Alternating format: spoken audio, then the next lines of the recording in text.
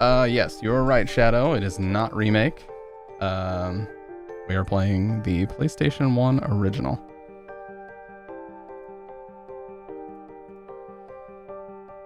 My YouTube chat was busted, but now we should be good. Yes, nice. We got them both. Hey, what's up, Future? What is going on, dude? Dave, Shadow, and Future. What a crew. What a crew already. And I haven't even put my headphones on yet.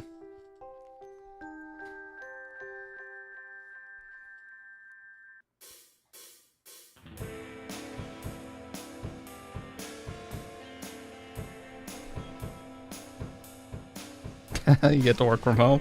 Hey, well, don't let me distract you too much, you know? Like Kendo, I don't want to get you guys in trouble.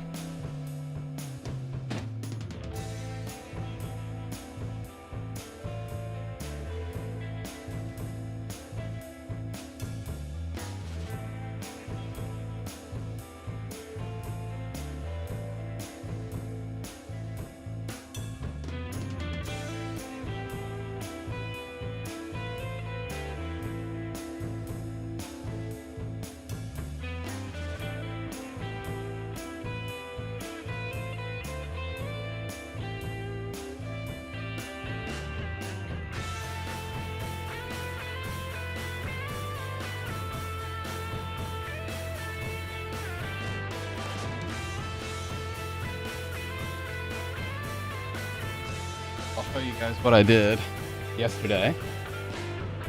I'll show you guys what I did yesterday. Check this out. Oh, wait.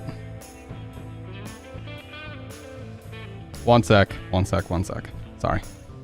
Not all things are in place. Turn that music down just a touch. What am I, just waiting for a turtle so I don't forget? What do you mean? What do you mean, Wang? Yeah, I haven't freshened up yet. I have. That's not what it is.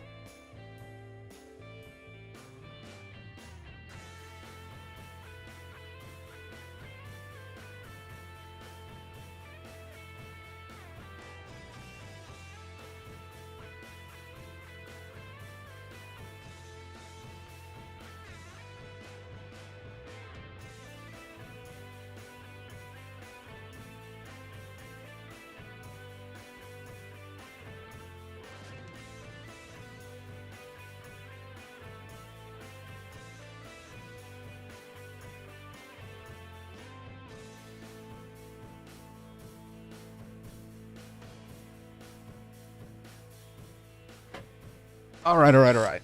So now I'm ready.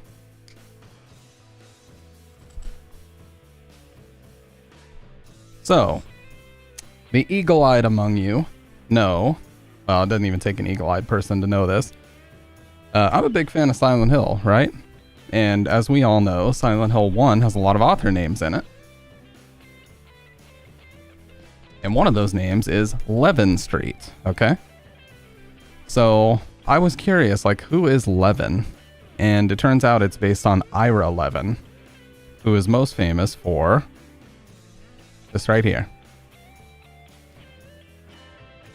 So I actually read this book front to back last night. And it was really, really good. Only about 280 pages. But I have never seen the movie. And everybody was always telling me I needed to watch it. So I'm very glad. No, I actually didn't know that. I did not know that it was Ira Levin. So I read this, and I actually have a copy of The Exorcist on the way as well, with a very disturbing cover. It's like like The Exorcist is the main point of the cross, and then William Peter Blatty is the horizontal part, and it's like an upside down. It's actually really crazy. Anyways, yeah, so I'm very glad I did not watch the movie of this.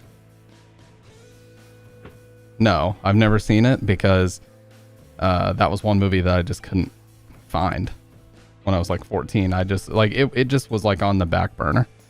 But I'll watch it now. I know that Roman Polanski directed it, and isn't there some like loose connection with the Manson family? Like he was gonna cast Sharon Tate as Rosemary.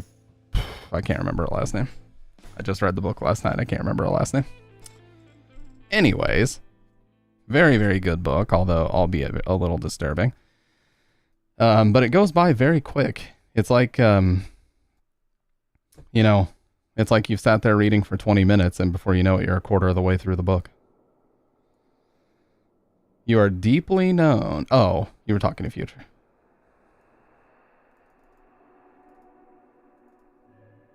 Hey, I appreciate that, man. Not many people show love to the stamp of approval episodes. I appreciate that, man.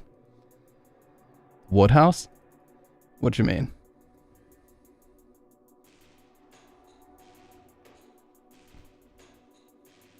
The Manson family connection? But yeah, I know that oh, Rosemary Woodhouse. Yeah. I just read the shit last night. My God. Also, having a main character named Guy in a book where they're constantly saying things that Guy can be misused in is very annoying.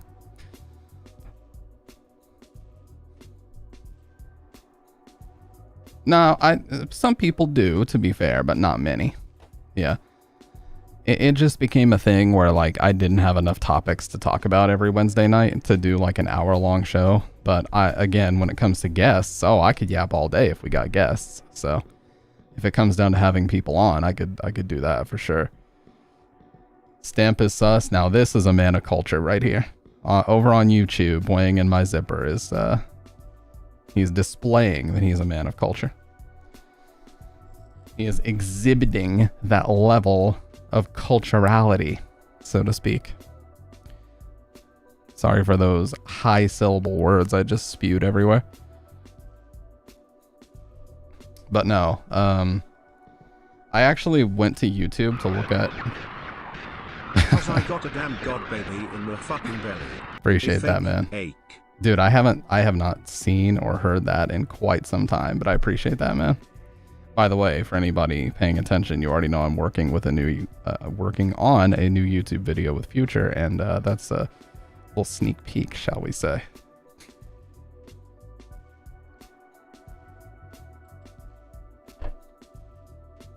But no, Shadow, I appreciate you, man. You always have been, supportive of everything I'm doing, even if it's not strictly playing Silent Hill live on Twitch, which is cool. You know, it's always rewarding when you branch out and do other things, and people do appreciate it. So I appreciate that you appreciate it. You see this cyclical appreciation that we have going on here? Nobody knows who appreciates who more, but the reality is there's a lot of fucking appreciating going on. And that's just how it is, dude.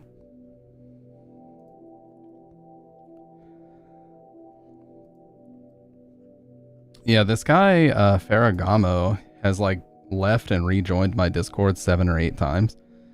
He always asks me a shit ton of questions about stream audio, which I have happily answered every single time. But this time he sent me a bunch of questions and then deleted the message, and then I think he blocked me. So I don't know if he's like mad that I didn't help him, but literally all the way going back to like January 14th, I've been helping this guy with stream audio. So I don't know, man. I did everything I could do. Sorry for being busy in the middle of the day. Like, what the hell?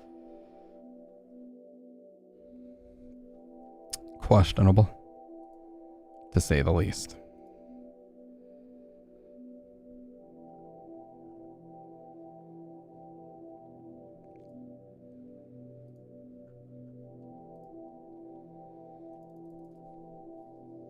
Anyways, feels good to be back to a pseudo-consistent streaming schedule. And I think I just feel mentally sharper when I read. I don't know if that's like a consistent feeling. I don't know if a lot of you guys feel that way, but... What's up, Larry? Yeah, pseudo-consistent, dude. Can you drive to Colorado and help me? Yep. Just load me up in a fucking drone and I'll be there in 4 point something hours. I just want to say, what? What are you going to say? Need. Appreciate that.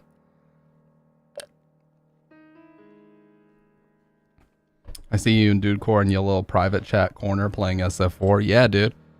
Dudecore got better internet. And this motherfucker, me and him, literally have a connection that feels like offline now. No shit. No bullshit whatsoever. The connection is so good that we drop more now than we did before because there's like basically no lag to contend with. At the worst, it's probably 1 frame. At the absolute worst. I know that none of us bother with like network simulation mode in training. But if you turn it on, yeah, exactly. No, 100%. Dude, I purposefully would delay a bunch of my shit because I was like compensating for the lag. And I basically don't need to do that anymore. It's crazy. It's always fun to have a person that has interest in horror. It's not a talent, it's a skill, and I'll always be there. You really would be a great person to be in a horror movie since you're the one that would live. Yeah. Just upgraded to 1 gig. Well, let me tell you about the day I impressed the fuck out of ML Swear. Dude, ML Swear is a fucking demon. That dude fucked me up. Anytime I ran into him on like the, what was it, the Casa tournaments and the Unteam Gaming, he fucked me up. You and him both fuck me up. I struggle against Hakan. Always have.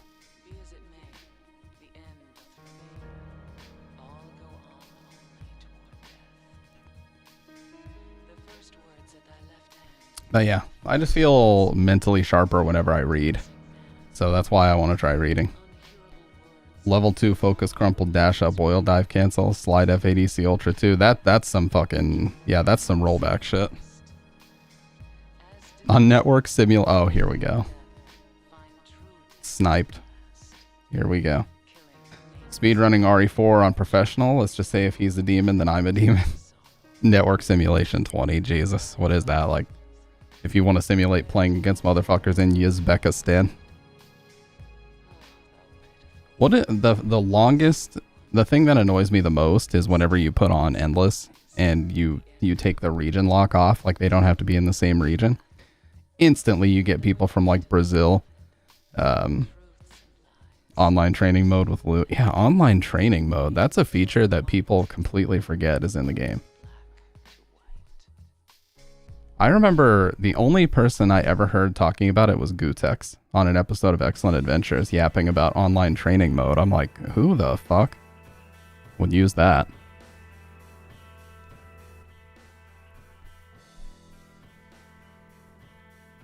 But apparently Cross Counter was like ahead of the curve as far as doing like remote training sessions and stuff, and they would use it when like K-Brad and Justin Wong would do it. I guess that makes sense, but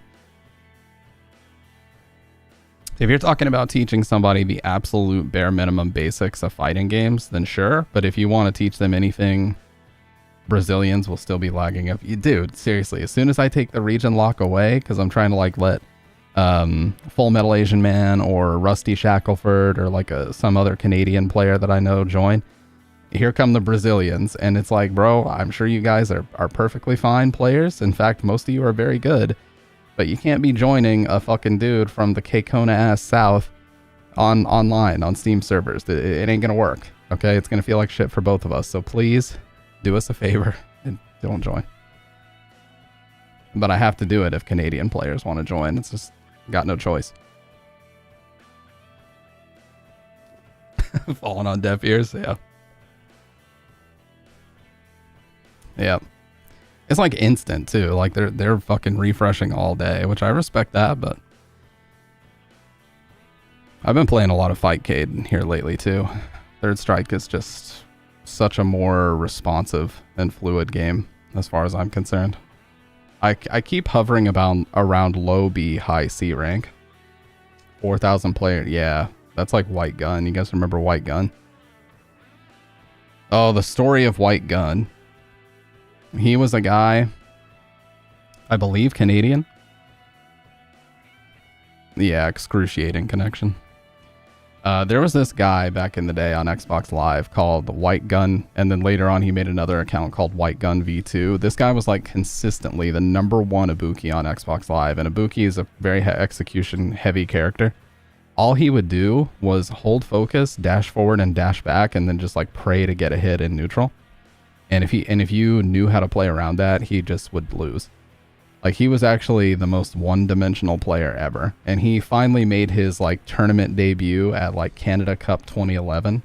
And he fought against the Singapore team and he got perfected twice by a Singaporean young player. He got perfected twice on stage. Oh my god, and everybody in the chat was just roasting the shit out of him. Yes, he got double perfected. Because he had no clue how to actually play Street Fighter. He just knew how to gimmick people to death online as a Buki. And he got exposed hardcore because the Singapore scene was actually really strong. The Singapore stream had that Yun player, people recognize, I think his name was Kaiser. Yeah, his name was Kaiser.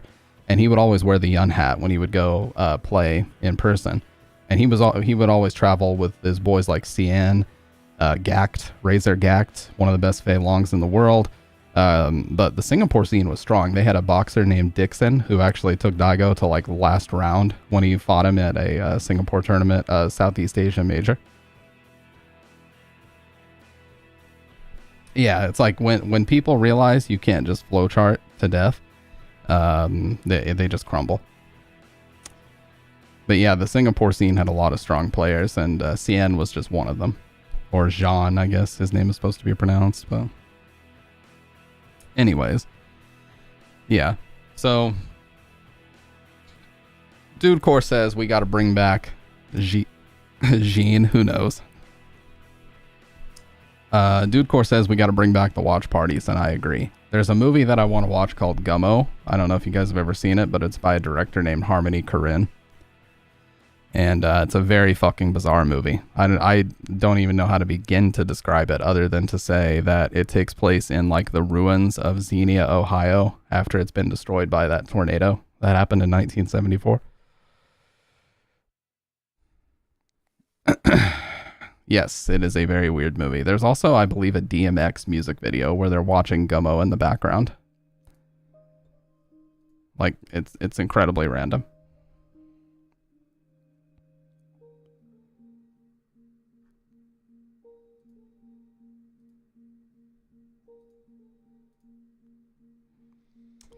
Yeah, there's a Gummo is one of Takashi's. Oh my god, for this reason alone, I shan't be watching. I don't know if that has anything to do with the movie, but you're not wrong. That was a completely stolen beat, by the way. Lurking and saw Gumbo in the chat and thought it was Josh making fun. Oh no. Is that his little nickname for you? They watched it in Belly with DMX and Nas. Yeah. I think you're the one that told me about that before. So there is a lot of speculation about Gummo, should we say. There's a lot of weird, like, satanic stuff. Like, there is a scene that virtually has no... basically, this whole movie is designed as what the director says is like vignettes, okay? So everything is just a scene. It's self-contained within itself and doesn't have much to do with anything else. And it's a movie that consists entirely of that. There's a couple like main characters and they have several scenes, but for the most part it's like this is happening and then this is happening and then this is happening from beginning to end. Absolutely not. Gummo is not my favorite movie. It's just very weird. So there's a scene where one of the main kids, especially with my ring-a-ding Louisiana-ish, there's a scene where a kid is sitting in a tub of incredibly dirty water taking a bath, and he's like putting his shampoo on and shit. Like, just the water looks like straight up mud, okay? It looks fucking disgusting. And there's a piece of bacon that they physically taped to the wall with like gift wrap tape. Just there. For no fucking reason. And then these two kids knock on the door and sell the mom a chocolate bar. Then she brings him the chocolate bar. He unwraps it, drops it in the dirty water, picks it up, and while it's still soaked in dirty water, actually eats it. Like, what the fuck, dude? Has holes in his brain. Yeah, avant-garde. Well, he certainly did represent the avant-garde in the 90s and somewhat in the 2000s. He also has a movie called Trash Humpers, by the way, which I guarantee has little to do with trash or humping.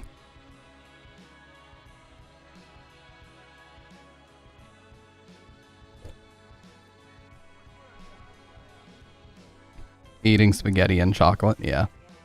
I have not seen that trailer, no. Yeah, right before he eats the chocolate bar, he's eating like old fucking dried spaghetti off of a plate.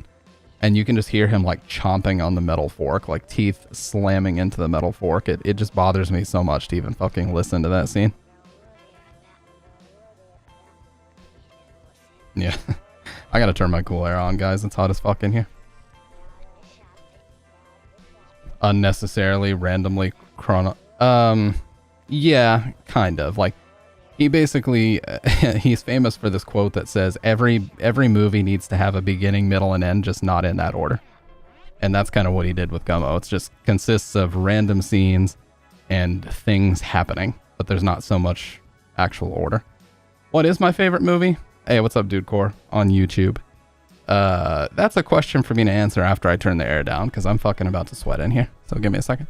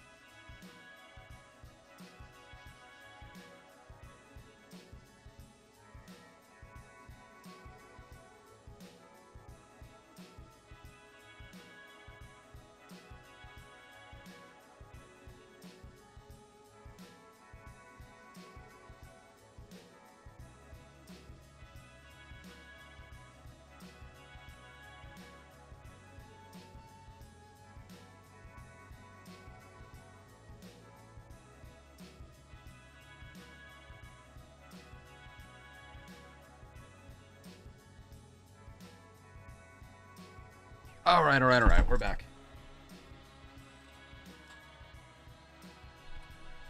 So, favorite movie. I really can't pick just one. The Truman Show is definitely one of my all-time favorites. Me and Dude Core were talking about that a little bit last night. That movie just opened my eyes to a lot of things that I wasn't paying attention to as a dumbass 12 or 13-year-old. The Truman Show is a Jim Carrey movie where it basically talks about the downfall of society prioritizing bullshit like reality TV over anybody's well-being. And he plays a character named Truman Burbank, and the whole movie is about like this producer whose name is Christoph, but it's spelled like Christ of, basically trying to play God in his life. Like, he's built this massive set that's the size of an entire city, and they try to just keep him locked in, to this one area so they can keep all the cameras on him. Every second of his life has been filmed, and they don't give a shit whatsoever about his well-being or what he wants. It's all about what gets the views and what gets the ratings.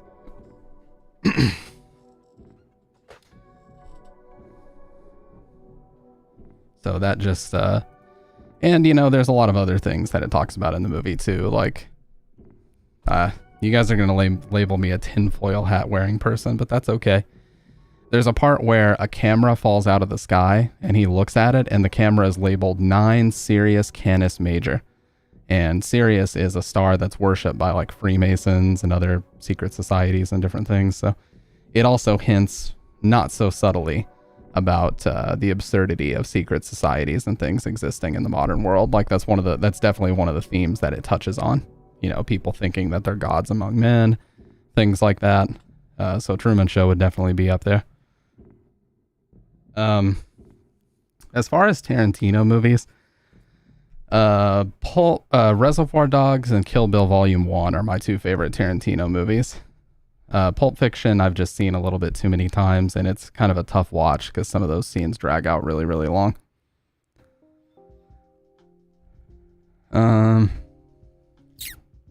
Yeah, man, that's a tough conversation. Oh, never mind. That's not a tough conversation, because now that I really think about it, my favorite movie of all time is Texas Chainsaw Massacre 1974. Yeah, that's it. If you were to ask me one, that'd be it. Because I grew up in the South, watching that movie looks like I'm at my grandparents' house as a young kid, looking out the window. Like, it's so raw. It's like, it literally is just like looking out a window if you grew up in the South, I'm a fan of Gary Oldman. Not the chainsaw. Oh, I have a massive poster of the chainsaw dude, which I can't show you because it would have a reflection on it and it might leak something because I've got stickers of like where I live and stuff all around. But yeah, I have a massive poster of Texas Chainsaw Massacre 1. That movie is, so it's not, the movie itself is not real, but it's based on a real serial killer named Ed Gein who really did skin and eat people. But that's who it's based on. Wasn't Psycho by Robert Bloch, the original novel, wasn't Psycho also based on Ed Gein? I need to read that too, by the way. You know what pisses me off, guys, is when you go into a fucking bookstore like a Barnes and Noble, and they always have like all the famous novels that movies were eventually made based on. You know, they always got The Exorcist, they got Rosemary's Baby, they got what I was just talking about. I can't believe I forgot that.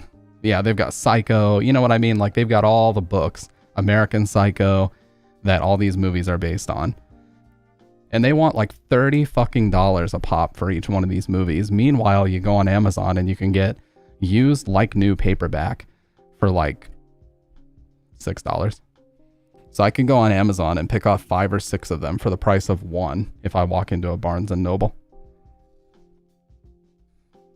Hey, what's up, Pitt? Strand's bookstore is better. Yeah, and it's like I walk into a bookstore, I see all these like, look, I get it, like men can read romance novels too, but I ain't into that shit whatsoever. I walk into like these bookstores and most of the time I just see like wall-to-wall romance novels with like, you know, New York Times bestseller and authors I've never heard of. I'm like, dude, I don't know what's going on nowadays. I don't read romance though. Amazon uses their scale to get that so cheap. True. And that's true. Yeah. They make money off volume. Like where I live, we're in a lucky situation because we actually have 2 Amazon warehouses like in very close proximity to us down south, so to speak. One of them is like in the center of our city and one is on the outside of it. And basically half of the stuff we search for now can be had same day for no additional cost if you have Amazon Prime. I know it's like that in other big cities like New York City, LA, Houston, Texas, you know. Eyeliner, yes, but stamp draws. Okay, first of all, John, I don't know if I showed you the guy who had a complete fucking crash out on me in YouTube comments and went searching for my videos to roast me about the eyeliner thing, but it was hilarious. I showed it to YOLO. But first of all, I haven't even put that on, period, in like 6 months now.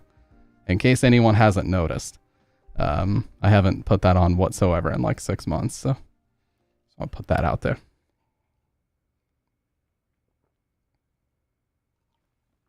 Yes, my copy of American Psycho wasn't cut right, and so I had to like basically rip it apart. I had to basically no. Tiger Hands did not get to me. No, this happened like 2 weeks ago. That's all. Look, don't be sad, Gummy. Be happy that it happened, okay? No. Wow. No. You come in here with your channel founder's badge, bulldozing the convo to say that? Really? Really, dude? This household stands cunty stampy line. That is a crazy sentence, dude. Yes, goodbye. Well, it was nice knowing you. Iron Tusk, by the way, one of my best friends, IRL. That's why he's a channel founder. The angle is very weird to get it right, but you can see the founder badge. I just coughed my lungs out. Anyways. Yeah, so it's cool because half the stuff we look for on Amazon can be delivered same day, but I do kind of feel guilty about it because like you guys are saying, Amazon is like Amazon and Disney. Oh, why did the guy get mad at me? Because we were watching this, I was literally just scrolling on YouTube Shorts and I ended up on some video of Joe Rogan working out. And somebody in the comments made the typical joke, which is like, Jamie, pull up a video about a bear doing whatever. Like everybody makes that joke about Joe Rogan because he talks about pulling up videos of animals all the time. And then this dude named Tiger Hands got super salty and responded and said, hey, Jamie, pull up the video of like the loser making the same joke a million times in a row. So all I did was respond to him and say, gonna cry, like the Bully Maguire thing. I literally just made a Bully Maguire reference and said, gonna cry. And then he responded and said, you can't say anything. You're a mid-30s with eyeliner and like all this other shit. And like he went to 3 episodes of Stamp of Approval and just commented, ha ha ha ha, nobody watching your dumbass, ha ha ha. My man was crying. What an idiot. What an idiot. Oh no, I genuinely thought it was hilarious, dude. I'll show you. Check this out. Joe Rogan's insane workout routine was the video we were watching. Oh, I'm pulling up the receipts. I'm pulling up the receipts, dude.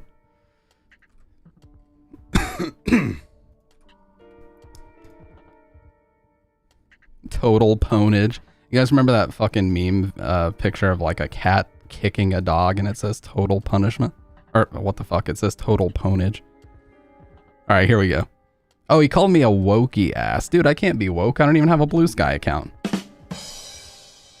Isn't that like a prerequisite to be woke? I don't have a Twitter account that's active either, by the way. Just want to point that out.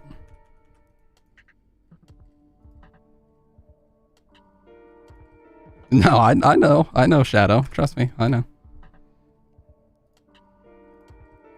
All right, here we go.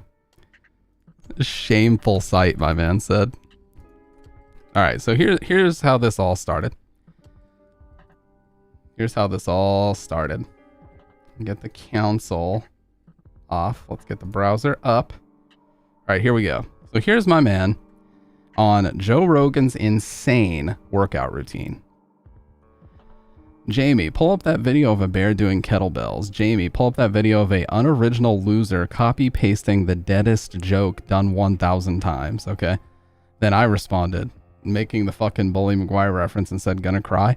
You can't say anything. I looked at your videos. You're incorrect, of course. Some 30-year-old wokey with edgy eyeshadow as a grown-ass man. Be silent. And then he goes to like 3 of my videos and put this shameful sight. Ha ha ha ha. I pinned and hearted the comments. I thought it was hilarious. Yeah. One wrong move and you're canceled, bro.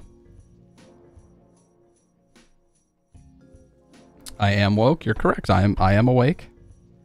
You know? Be silent. Yeah. He tried to sun me. Be silent. Okay, bud. To be fair, other people did roast him after that with the whole "you're fun at parties" thing and whatever, but you're some wokey. Hilarious. And all of this over a Joe Rogan joke, by the way. And a Bully Maguire reference. It's actually crazy how easy it is to like trigger people to make them do things like that. So, yeah. I just sent that to Yolo and said LMAO, and he said, so basically he's gonna cry. Yes.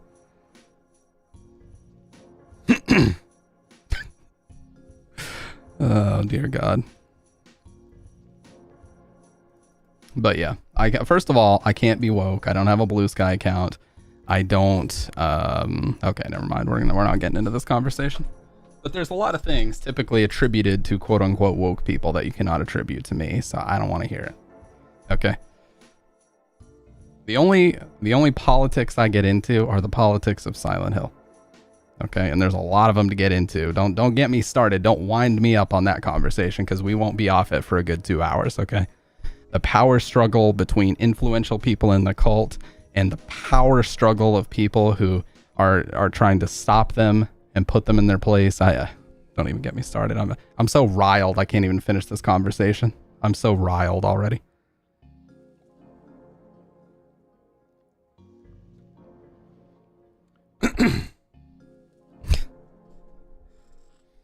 You did play the woke SH2 What was woke about it? Wait, they labeled that as woke? How come? Dude, I got to play as the embodiment of soy himself, James Sunderland. If that's not... I don't know what you would label that as. Eddie is an allegory. Oh my God.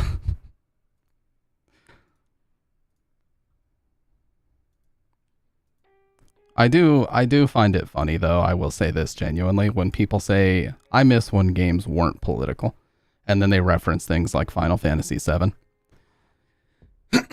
When Final Fantasy VII's entire message was that government authority is draining the planet of its natural resources and needs to be stopped before they reach the point of no return and cause irreparable damage. Which is about as on-the-nose political as you could possibly be. James is an allegory for Kamala Harris, actually. Be careful, John, you might be encroaching on some Twitter person's actual analysis of the game.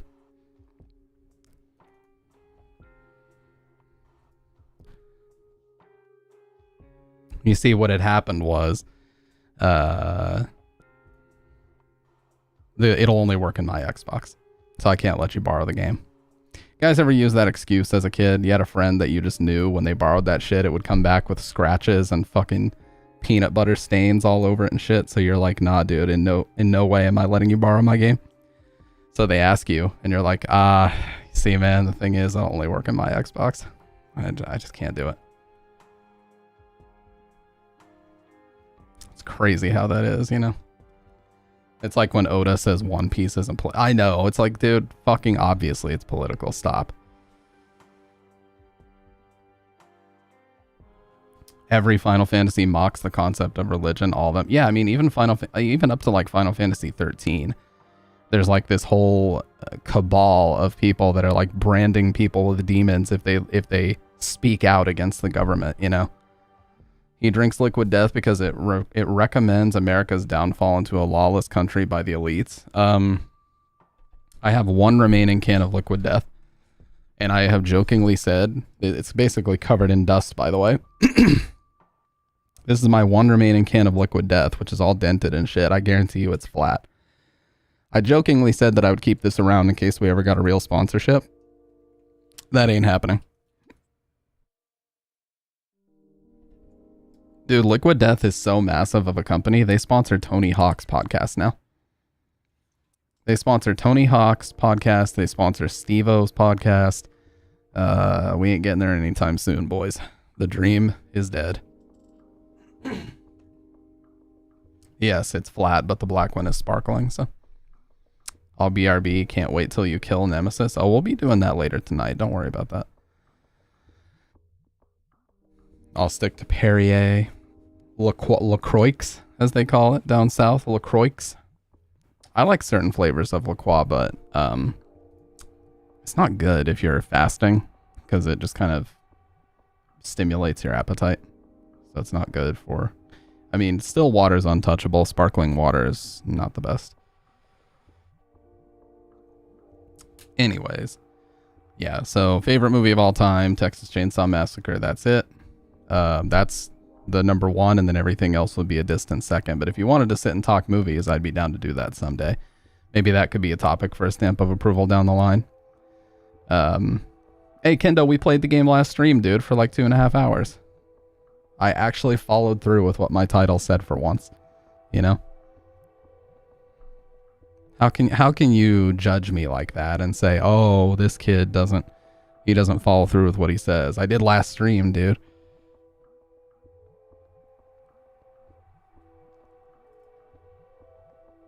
I think this is slanderous. That's what I think.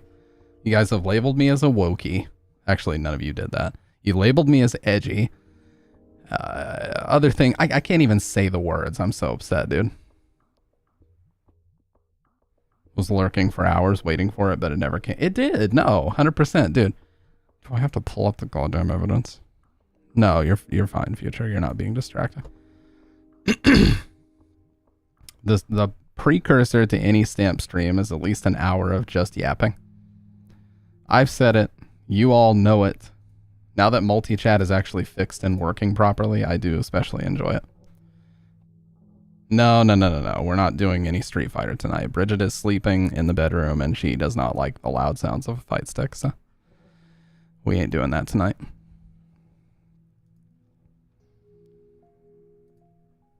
But don't think I couldn't. I just won't.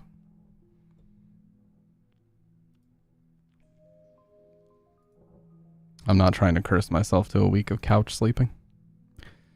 You know what I need? I need a Triple H style entrance. That's what I need, dude. One of the best wrestling entrances of all time, by the way. By the game to Motorhead. You know, he popularized the whole water spraying thing. Yeah.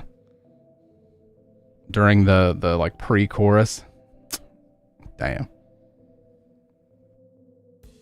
2002 Triple H was like fucking absolute monster. No. Did I play the Mute House? I did not.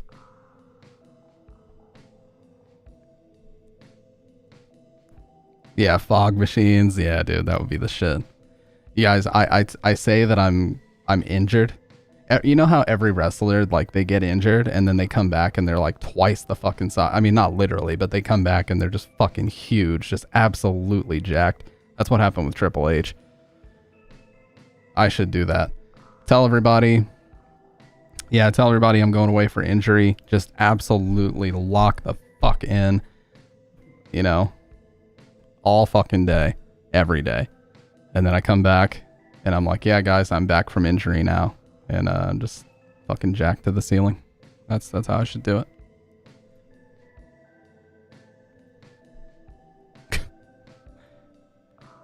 It's actually kind of sad listening. Like, all the big famous wrestlers from my favorite era, which is the Attitude Era, are all on podcasts now talking about how their bodies are just completely fucking destroyed from all the years of performing in the ring. Like, Undertaker was talking about how the last time he went in the ring, like, every single thing, like, he's like, my entire body was just screaming at me, like, you've got everything you could possibly get out of this body. Like, stop performing. Something is going to get broken and it'll never be fixed if you do this again. It's just sad to see, man. I mean, I know the whole, like, Father Time is undefeated, I know. But, yeah, they were all on, like, Tren, which is one of the strongest steroids out there. You know? Let's be real. Every major wrestler has been on incredible amounts of steroids. Everyone. Unless you're talking about, like, maybe Rey Mysterio, because he's a smaller guy. But even him, I bet wasn't. I bet he was on it, too. That's why so many wrestlers, they die so fucking early, dude. That's why they die so early. It's like the road schedule is brutal. Some of them have admitted to being on cocaine to try to stay awake for the long shows and shit. Like, you got to be high energy 24/7 because you don't want to disappoint the fans. Ray Def took roids if you see him in WCW. Yeah. Macho Man jacked on Slim Jims.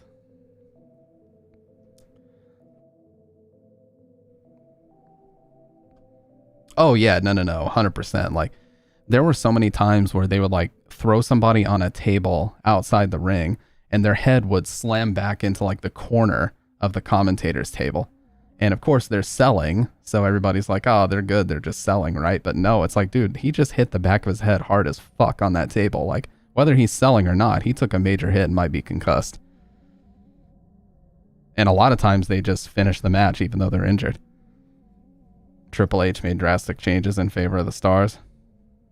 Yeah. Yeah, there's been a lot of crazy injuries. Like, obviously the Sid Vicious or Psycho Sid injury where he normally would just do, like, standing power moves, and then the one time he tried to jump off the ropes, he, like, broke his leg, like, compound fractured that shit. And it was bent 90 degrees as soon as he landed because he was just way too fucking big to be doing shit like that.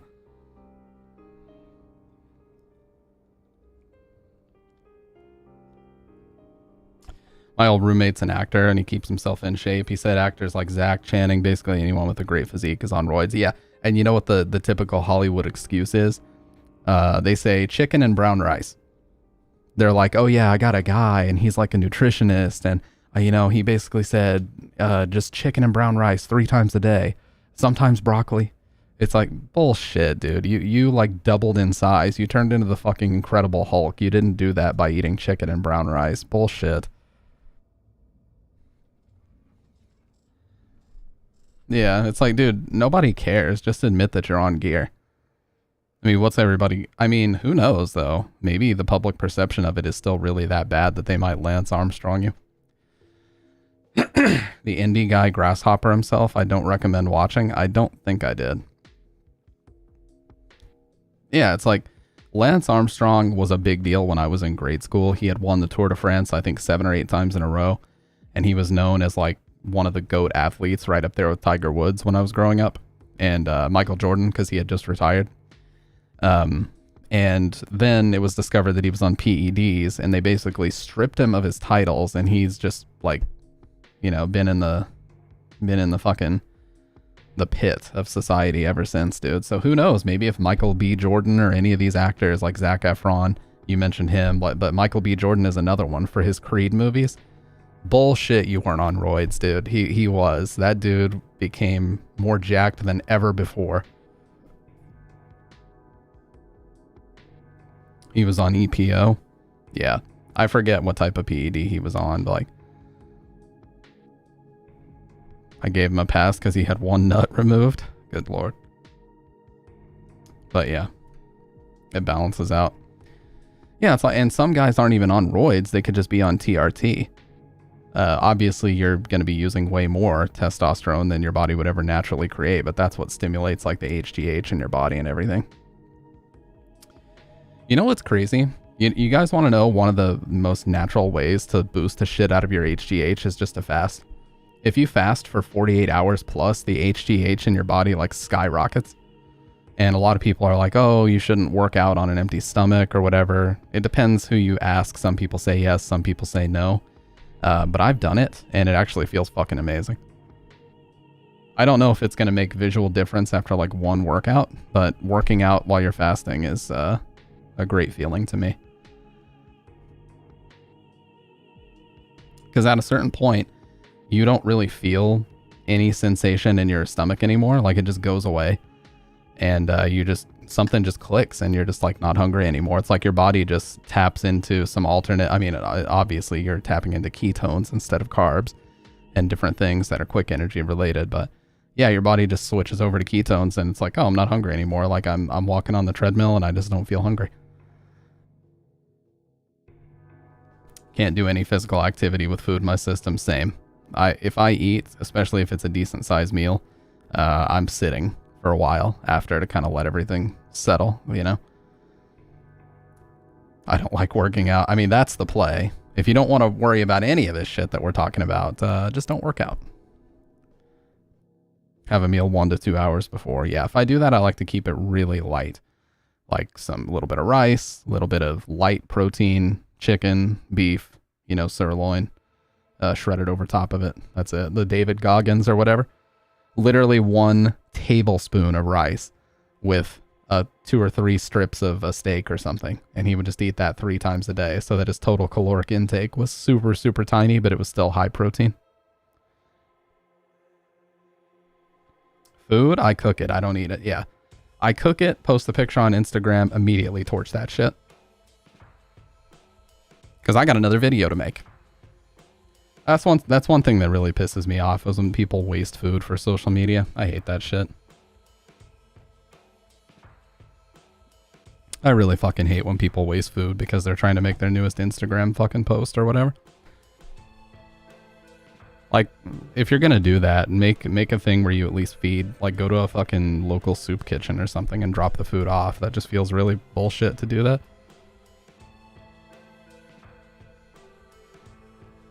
Keeping it light, Coors Light. Yeah.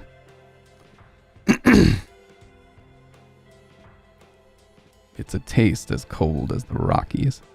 Sorry, I could never have a natural radio voice like that. Hey, we were talking about that last stream. Number one thing that pisses me off about Twitch is when people jack their bass up to the ceiling and try to force a radio voice when it doesn't really exist. And you will go, trust me guys, go browse the Fortnite category. Just out of curiosity, I know you probably don't want to watch Fortnite. Go browse it someday. And you join a stream of some dude who's obviously like 18 to 20 years old, like can't be a day older than 20. And then you listen to them talk. It's like, hey, what's up, guys? Yeah, today it's like, dude, fucking turn, it's so soy. Turn the fucking bass down. What are you doing? God, it's so fucking soy to do that. And people think mine is bass boosted. This is like thin sounding compared to what I just had. Stop going in your software and boosting the bass up. Like, just embrace the voice that you have and get over it, dude. Not everybody's going to be born with a fucking Don LaFontaine voice or a YOLO Slides Lariat Tubman voice, okay?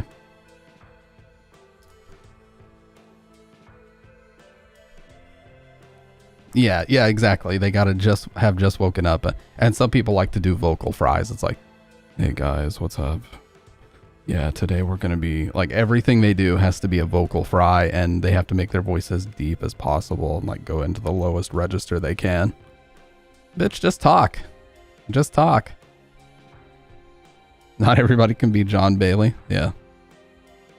If I do that, if I just wake up from a nap and I immediately go live, everybody thinks I'm sick.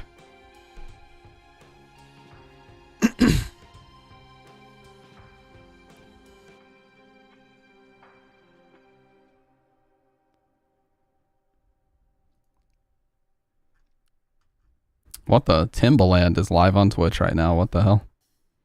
We have entered a new era. One of these days, YOLO gonna get exposed? Nah, I don't think so, dude. He's been on like 3 different mics and he sounds identical on all 3, so... He's got it. Like, he doesn't need to touch his EQ whatsoever. He just fucking has it. Am I jealous? Nah, not at all, dude. You got the movie trailer voice. I respect it. What am I gonna do? Like, go get some operation to fuck with my vocal cords? Like, who cares? Or if you see somebody, like, eating them, it's like, hey guys, today we're gonna be... Like, they cup it and shit. That's what they do in radio, by the way. If you've ever wondered how they do that on the radio, that's exactly how they do it. Yeah, Timbaland the musician. He's live on Twitch right now.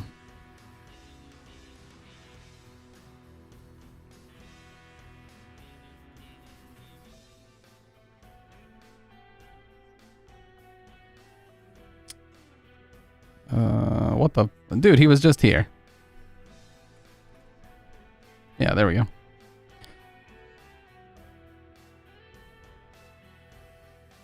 See?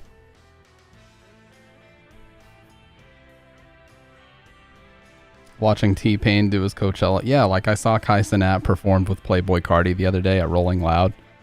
We are in a weird era with Twitch, man. Oh, no, Future. I'm okay with my voice because everybody else seems to be fine with it. I don't have a problem with it. I just don't like hearing it recorded. But it's like, I don't actively talk about, oh, I hate it and this, that, and the other. Like, I don't modify my EQ to try to make me sound different than I really do. You heard my voice over AirPods the other day because we had storms and shit, and it's about the same. Like, I just don't care. Because if you don't embrace the voice that you have, you're never going to get comfortable talking on live, you know? It just is what it is.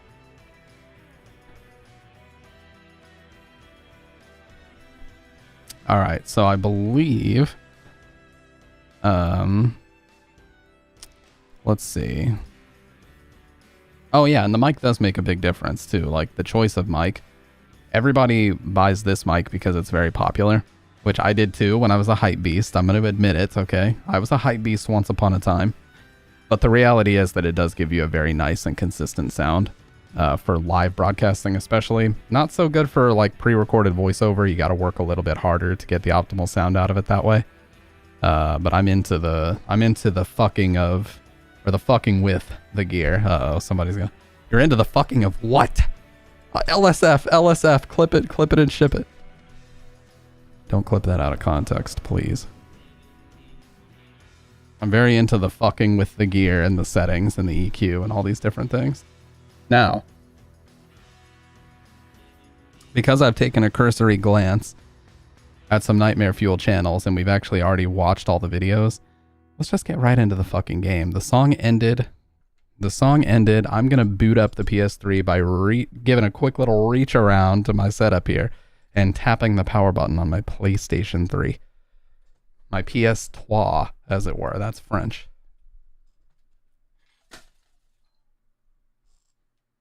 I mean, that's bilingual, guys. That's bilingual.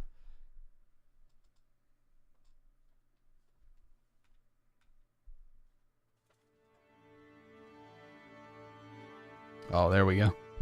That's the fucking sound right there. That's the fucking, yeah, dude. That's the stuff. We already have this scene ready. What the? Oh, it captured the one shot. Yeah, just hook that shit right up. Give me that intravenous. Now, you guys are saying, Stampede, you're a fucking stupid idiot. What is this terrible, like, you'll see. I set it up last stream, so I know it's good. Just have some faith. God, I'm just one man. Shit.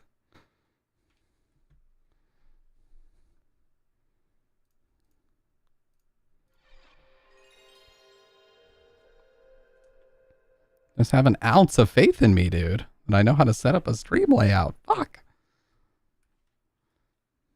We did it.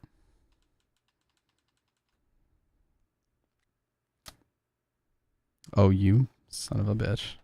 Well, guys, you're going to see something fuck up here because I had to turn off my monitor. It's going to freeze me for a second while I turn it back on and the fucking... Yeah, now it's working. Okay. So dumb, dude.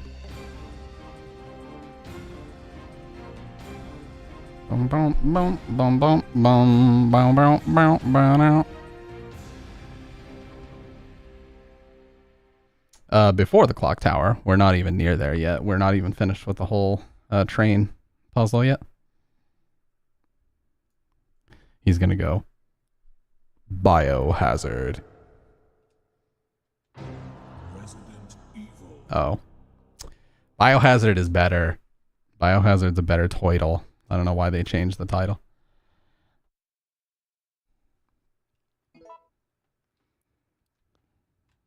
Oh, I actually think I can adjust the controls to be Japanese. I'm gonna do that.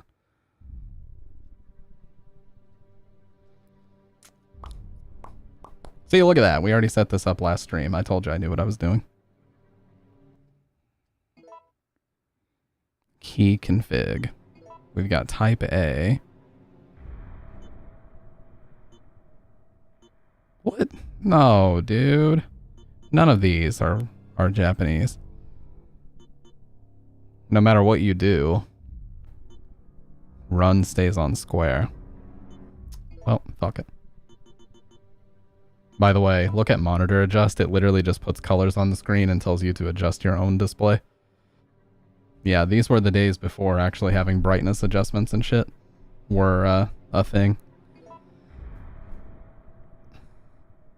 Now, I believe RE3 Nemesis was 2000 if I'm not mistaken, but if I'm wrong, I'll update the title. You guys can feel free to let me know. Here, let me put the camera down here. That way you can't see where the bottom is. Like that.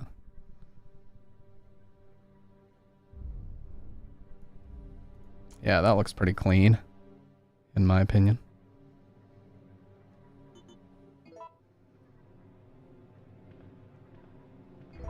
Okay.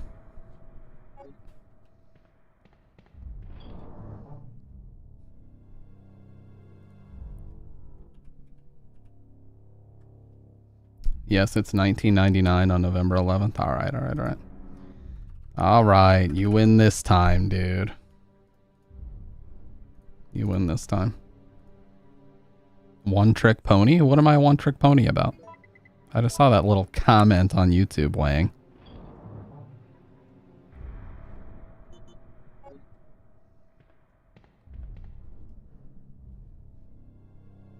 By the way, has this still not come out on GOG? I think we had this conversation last stream. But I don't know if it has. Okay, so we already put the blue gem in place. I have the rusted crank, which needs to go in the gas station, and then we need the wrench as well. I already killed most of the enemies here with the shotgun. It did come out on GOG? What the fuck? Well, I like this version because it's more console, like, it's more like the console version. Windows 10, 11. Oh, Jesus.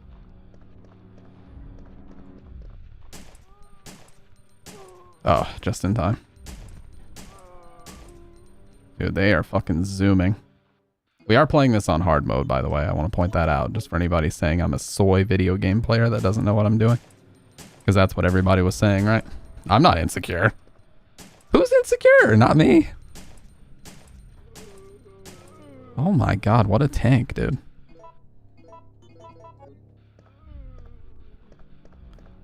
I hear another one of these pieces of shit. Oh yeah, one man. I'm just one man, dude. What the? Yeah, he was behind the wall. The lamp is lit. Heavy looking cover. There's a hole to hook something onto. I need that money. I really do. I need that money to pay my bills. Appreciate that, man. Oh shit, I can actually see it in the... That's the first time I've been able to see it in the thread up there. That's cool. Appreciate that, dude. And the actual amount is like glowing. That's cool. Yeah, Shadow, that's that. 1998. I'll never forget it. He's not dead, right? Okay. So as not to waste any more of this, we are going to just take my mans out. Oh my god. Fuck you. That didn't even hit. That was so dumb.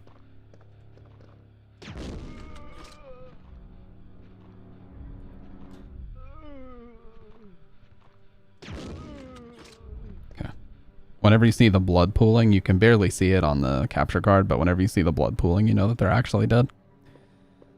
Now we're here in the restaurant. City Guide. City Guide, the tracks of our city. Dear citizens, thanks to the kind and generous people of Umbrella Inc., this is a peaceful and friendly city. The vast donations from Umbrella Inc. have been used for welfare work, the construction of public utilities, and to help maintain public peace. In 1992, it was my 5th year as mayor of our beautiful city. It was then that through many donations and hard work, our city was able to rebuild the municipal building, create a state-of-the-art hospital. In honor of these fine accomplishments, I was awarded with a grand statue that same year. The statue rests in the municipal building. I came to this city as an engineer more than 35 years ago. I made contributions to the electrical systems and to the installation of the cable car. I pledge to follow the tradition of this fine city and will devote my life to its prosperity. The mayor of the city, Michael Warren.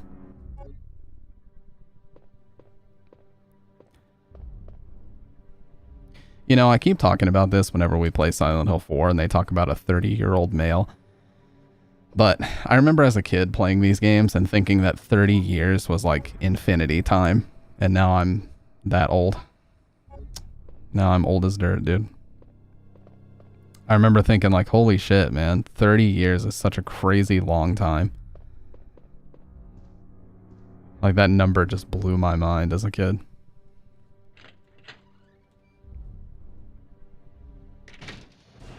Oh, what? I dodged. He grabbed me anyway. What a piece of shit. You literally saw me dodge. Well. Nice try, dumbass. You are a soy. That's all you're ever going to be. Yeah, dodging in this game is very weird. I basically just mash it and most of the time it works. Alright, so he tried to be a soy. I don't know if he's still going to be here. I really need him to not be. Oh my. Well, I spoke it into existence.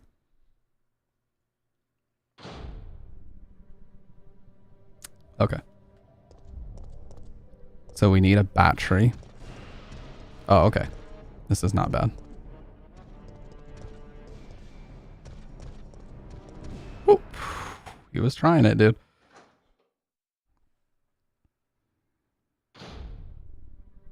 He's gonna keep following me. I think, don't we get the battery out of one of these cars? If I remember right.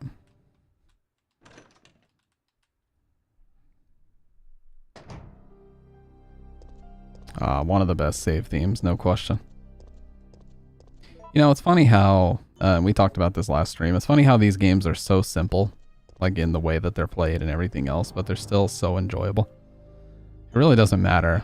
As long as it's a well-made game, it doesn't matter how simple it is, it's always going to be fun. Don't I use this at that one? Oh no, this is used on the train, I believe. Yeah.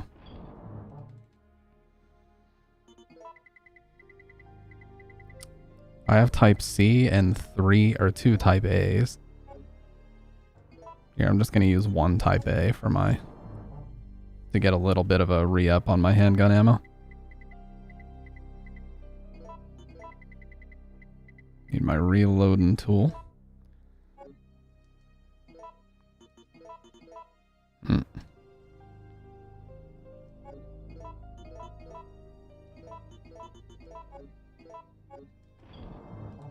I always get confused, man. What, after playing Silent Hill 4 on here, getting used to circle being confirm. Always annoying switching back to a game where that's not the case. But it is what it is. Resident Evil 3 is available on the Japanese PSN store, but I wouldn't be able to read any of the text in it. Oh my god.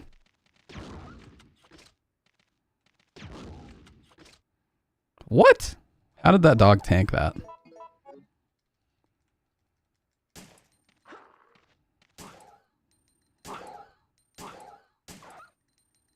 Piece of shit.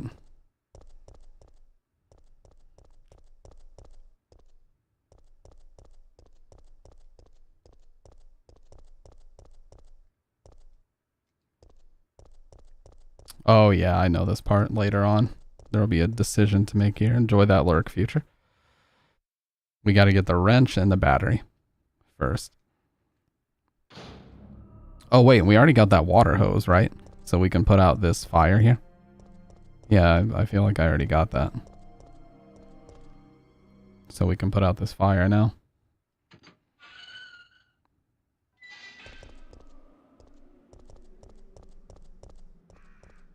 Yeah, this is where we need the wrench, I believe.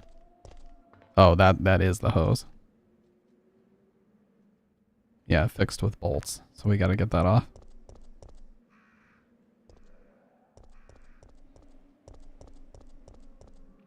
Oh, look, it's been a long ass time since I played this, okay?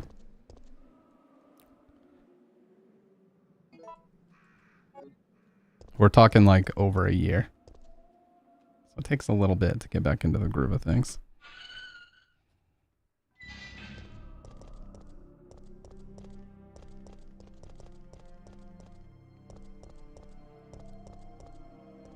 Nothing over here, is there? Oh yeah, we already got this.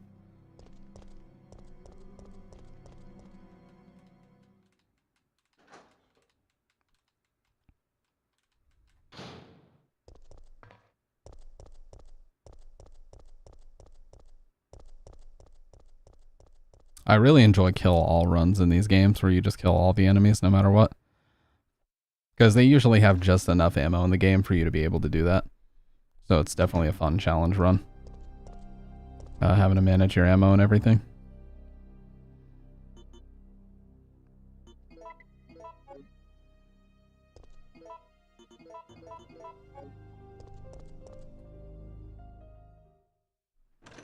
Alright, so hopefully Nemesis is out of the fucking way now.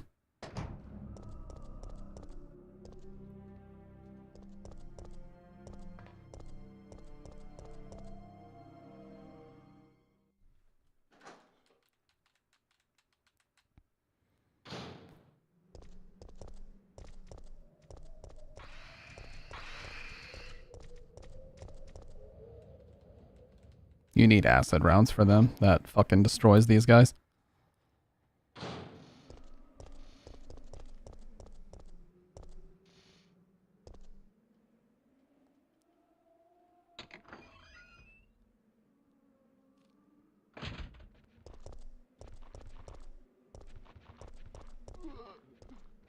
Oh.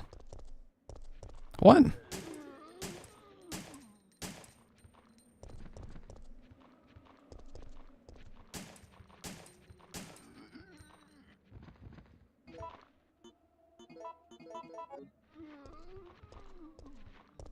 How is he still not dead?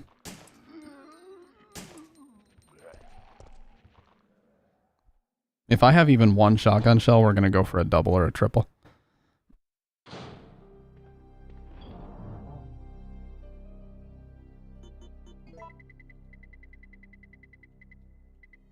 No, dude. I don't even have one. Well, fuck this game.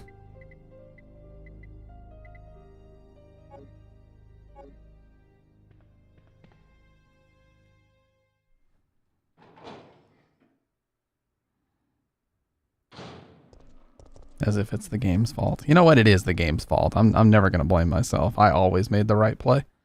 I don't do misplays. Fuck the game. It set me up.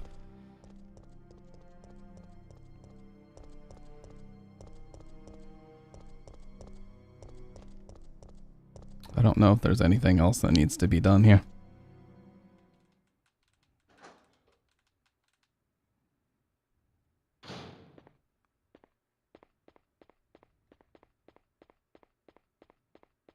What? Oh. Almost couldn't see the reds. DSP play, yeah. Fuck the game. It was not my fault ever. Wait, why did that chat not show up?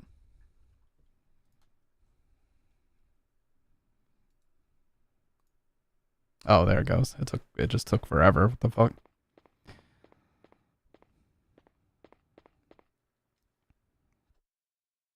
Fucking questionable, dude.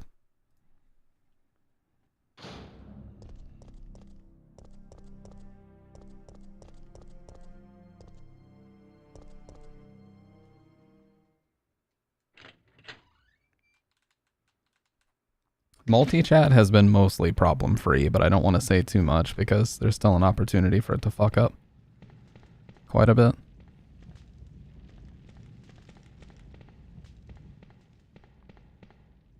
I don't think there's anything else needed in here, but I'm gonna check anyway.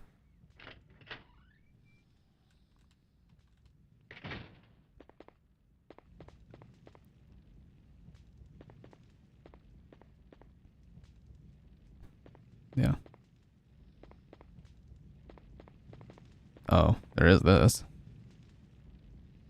Photo C. The police have been destroyed. Reporter's memo. At last I have found the evidence I need to prove that the cannibal disease is indeed happening in this city. One man actually ate people to death. He was like a savage animal tearing away at new flesh. It was completely disgusting. I've heard rumors that many people are also suffering from this disease now. However, the causes of the disease is not yet known. Is this another mystery of the present disease? I'll have to check it out. They've placed Raccoon City under martial law because of the cannibal disease. I have lost contact with the media outside the city, but I won't give up. As a journalist, I won't keep my eyes shut and walk away. I have a duty to the people in my profession. I don't think the disease has spread nationwide yet. I believe that this city holds the key to its creation and cure. In fact, I'm sure of it. The military has set up blockades around the city to keep people from escaping and spreading the disease. Most of the citizens have either died or have come in contact with the disease. I know that it is the right decision to quarantine the city, but I can't help but pity myself. If I'm infected or eaten, it doesn't matter. My fate is already sealed. All I have left is my journalism. I won't give up until I solve the mystery of this deadly disease. I've just discovered that the disease is not spread through the air, but by some other means. Yeah, nowadays he would just make a post on Twitter and call that noble.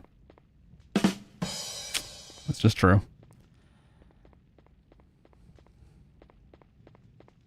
He's like, well, I did my part. I posted a zinger on Twitter.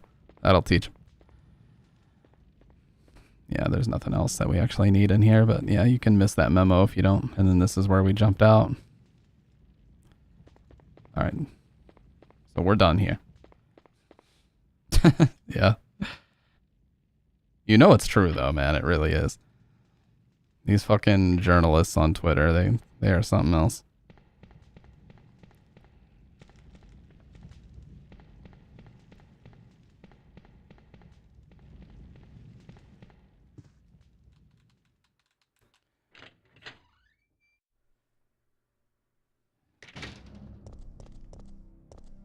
He's probably going to show up here.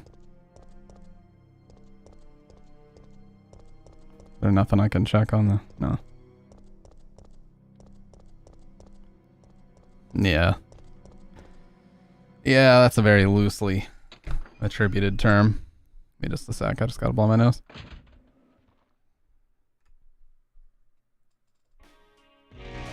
Oh, what a perfect Be Right Back song. This should be my permanent Be Right Back song, you know?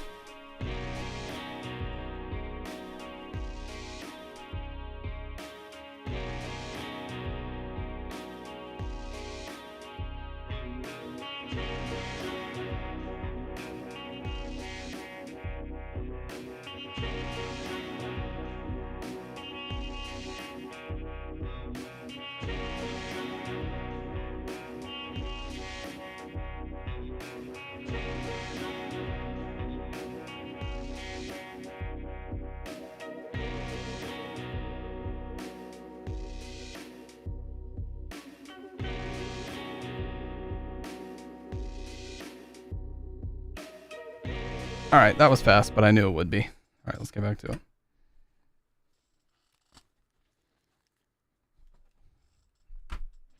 Dude, this chair is so fucking loud. It's still perfectly usable and fine, but it's just getting very creaky and loud. Fucking annoying.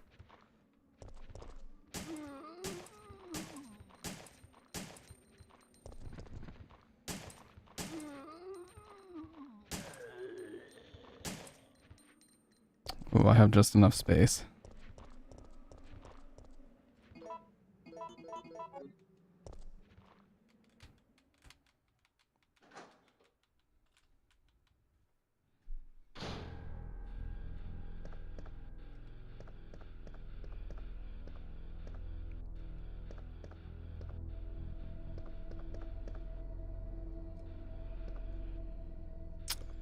No, not yet.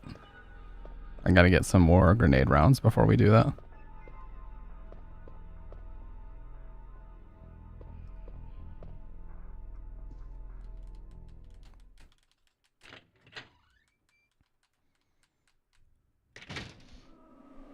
Alright, now Nemesis wouldn't leave me the fuck alone over here, so... Now that he's out of the way... I still need one more thing from that statue to do this correctly, but...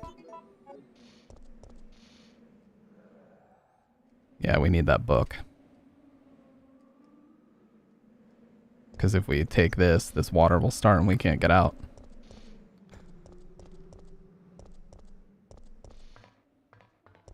Now, I do have that rusted crank that we could take. But that won't do us much good.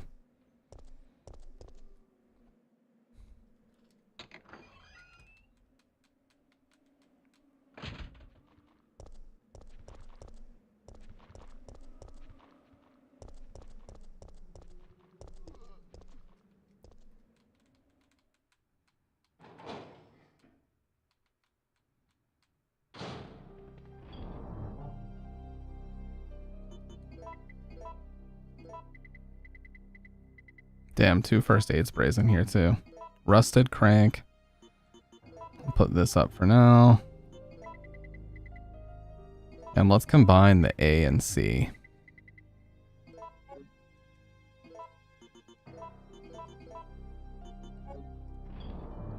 I believe this makes one of the grenade rounds. Yeah, flame rounds, okay. That'll work.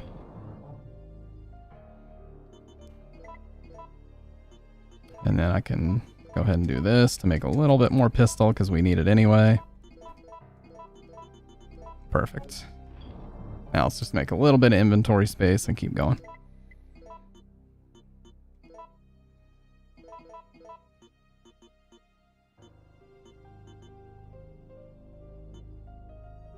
I don't know if I need the lockpick right now, but that's good.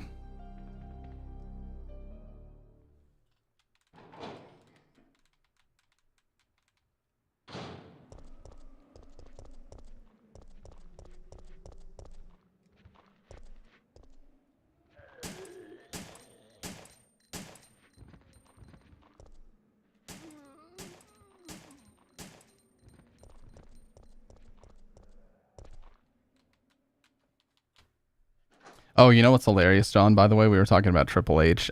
Pete Weber, the bowler, also uses the game as his strike song.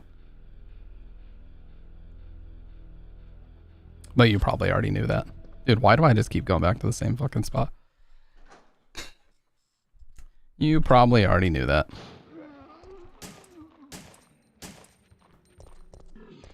Oh, Jesus. Out of the way, bitch.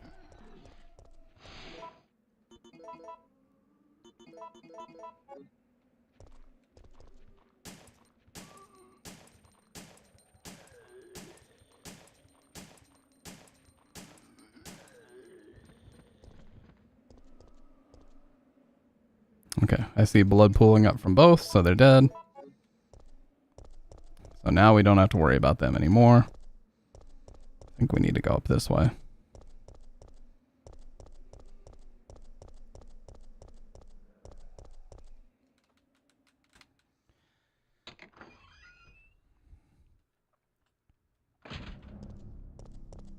No, we are completely done with this part of the town right now. Done.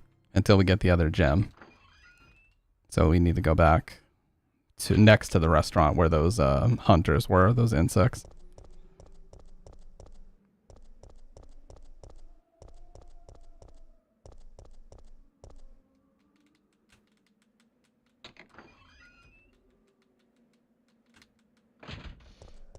Yeah. Here.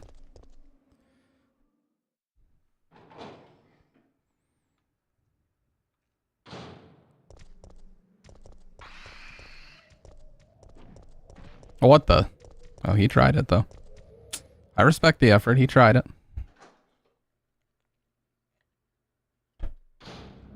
God, that is good fucking coffee. Low acid half calf. It's good shit.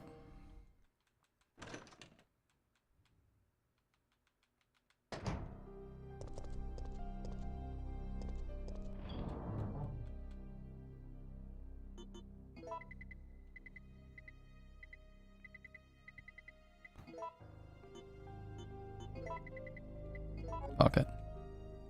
I got 5 of them. Also, I wonder, because on Resident Evil 1 on PC, on GOG, you actually don't even need ink ribbons. You can just save as soon as you run into the typewriter. I wonder if they carried that through to 2 and 3 on there. I was wondering why that was like that, but people said the original PC port was always like that. I thought that was a change that they made. Because those versions that GOG has is actually based on the original, like, 90s PC releases that were super, super jank and weird. That's what those are based on.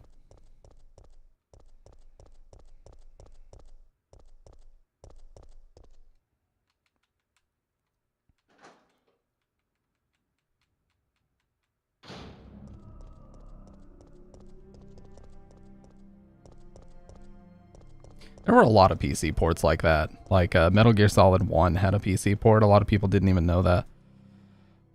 And 2. Both 1 and 2 had a PC port. I mean, Silent Hill 2's Director's Cut PC port is very fucking weird. It wasn't until about 2003 that those started to get pretty good and standardized, but before that, you never knew what the hell you were going to get. They were always, like, significantly downgraded versions. Just in terms of stability and, well, a lot of other things. To be fair. We'll shoot that later. That barrel.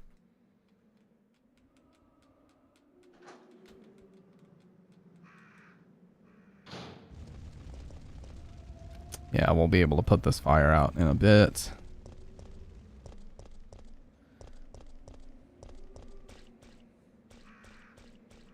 Oh, this is back at the RPD. Yeah, we're done with the RPD. But we do need the wrench.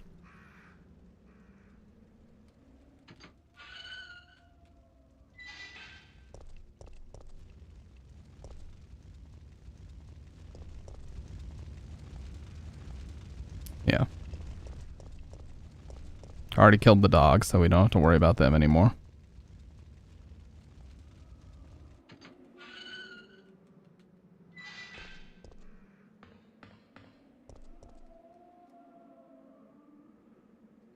Ah, photo A. The policemen are pressing forward. It's dated September 27th. Yeah, that would be cool. I mean, they're the only 2. Oh, Jesus. Well, they're not the only 2, to be fair, but they're 2 of the only remaining surviving RPD/STARS members. So, that would be cool. They should definitely bring Jill back for RE9. She's been on hiatus for a long time. Since 09, at least.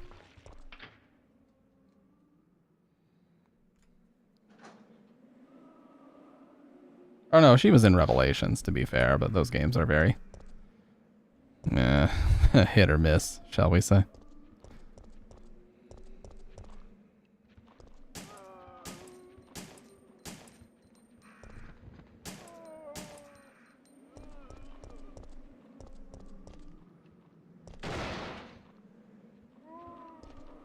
Oh, he is fucking running.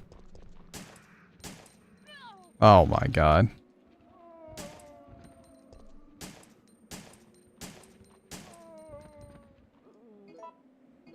Oh, I have basically no ammo now. This is bad. I don't even think I need to be here, by the way. I don't think I needed to run all the way back here.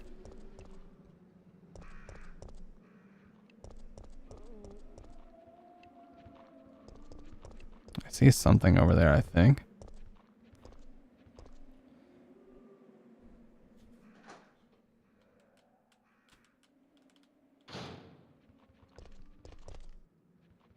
I'm back. Did the stream go off for a second?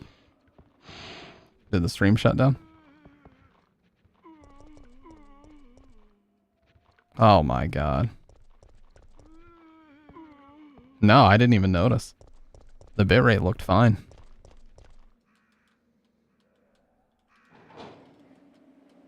I see it dipping below 6500 though. Which on fiber should never be happening. Okay, I'm doing it.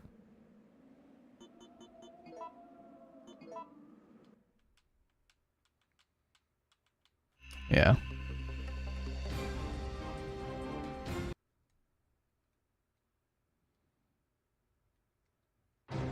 Resident Evil.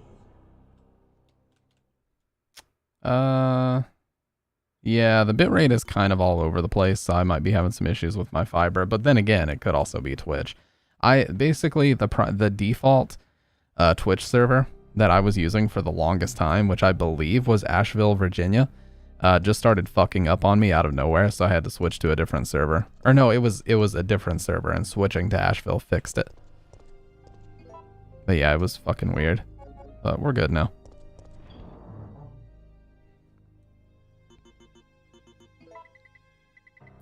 What else do I have? The power cable. Didn't drop for YouTube. Yeah. Yeah, it was just a Twitch thing.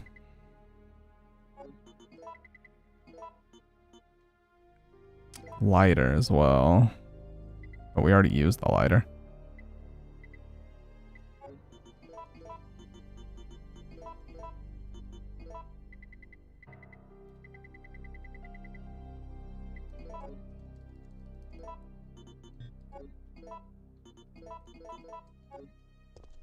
I forget where you even find the wrench.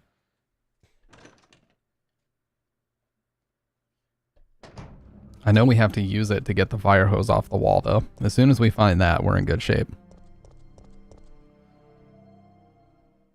Because once we can get that bullshit off the wall, and we also need the battery for the elevator. That's one of the main things we need. Cool. Cool, man.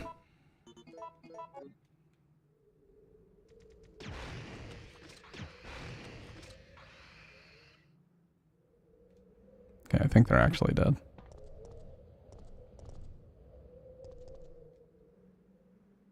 Okay, yeah, so we need the battery for this, and then that takes us up to where we can make that one decision.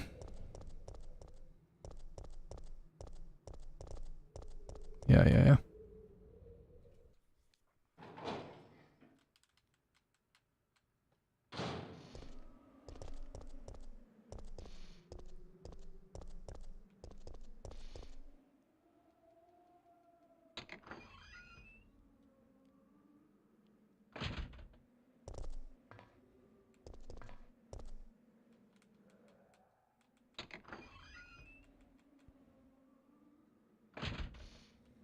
Is this back where the water is? Yeah, we do not need to be here whatsoever. Gotta find the battery and the wrench. Without those two, and also the hook to lift that like manhole in the restaurant.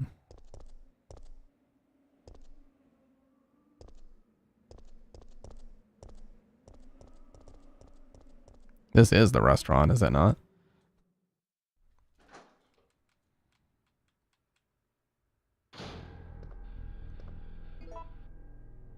No, I have not watched any anime in a very, very long time. The last one I watched was Attack on Titan when it was like brand new. So I certainly would not know. Oh, Substation.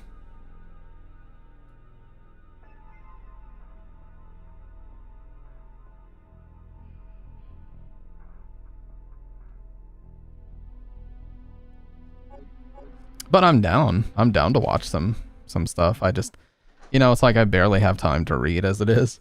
Dude, between working full-time, streaming, working on YouTube stuff, like the hook and the looker behind you.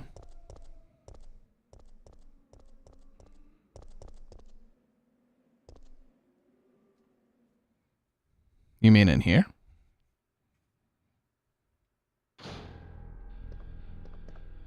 Oh, the locker. Oh, what the fuck it is. Fire hook.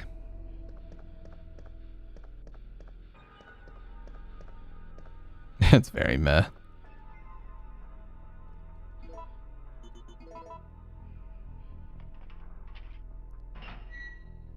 Yeah, there's a lot. Like, modern anime really leans heavily into tropes, and that annoys me. Yeah, I'm certainly not either. I remember when Attack on Titan first came out, though. That shit was hype. Dude, I fucking turned around. Whatever, that works. Cutscene? Or the game just died. Oh. Well, it did die for a second, but we're good now.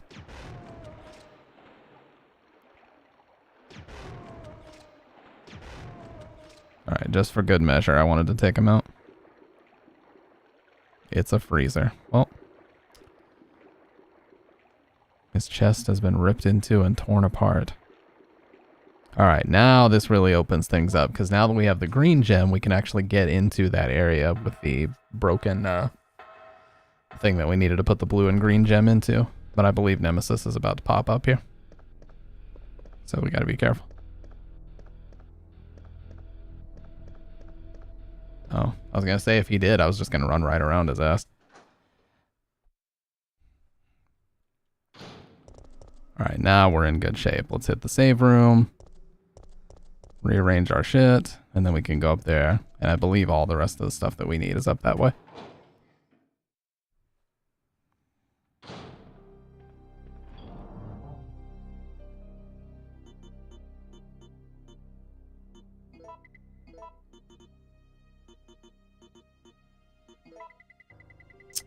Don't think I have any more powder. I don't.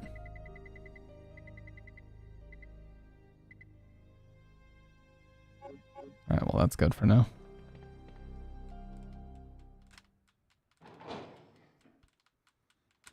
But there is a lot of anime that I still need to watch, like Code Geass, a lot of people tell me is really good.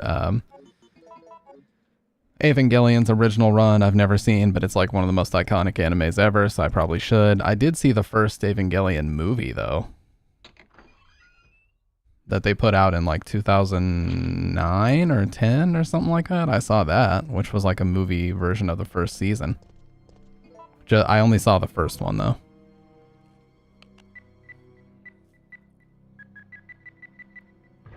Alright, there we go. Now we can get up to City Hall.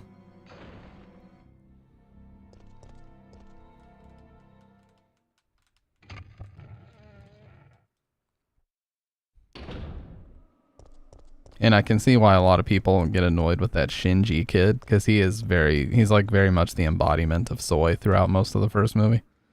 Just crying about everything, whining that he doesn't want to be in this position. I gotta get over it, dude.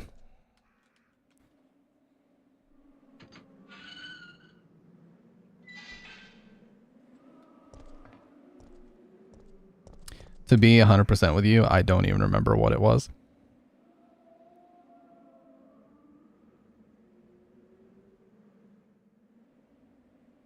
What happened? Wow, that took forever. Yeah, this version does that sometimes. You'll like enter a menu and it just takes forever to I think it breaks before she's able to. Yeah. And then we have to come back and use the wrench on this. Yeah, prepubescent dork was shit, dad. Yeah.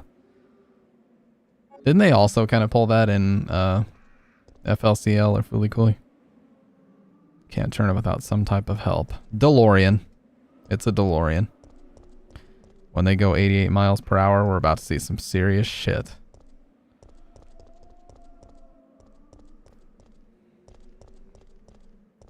By the way, I really hope they never remake Back to the Future.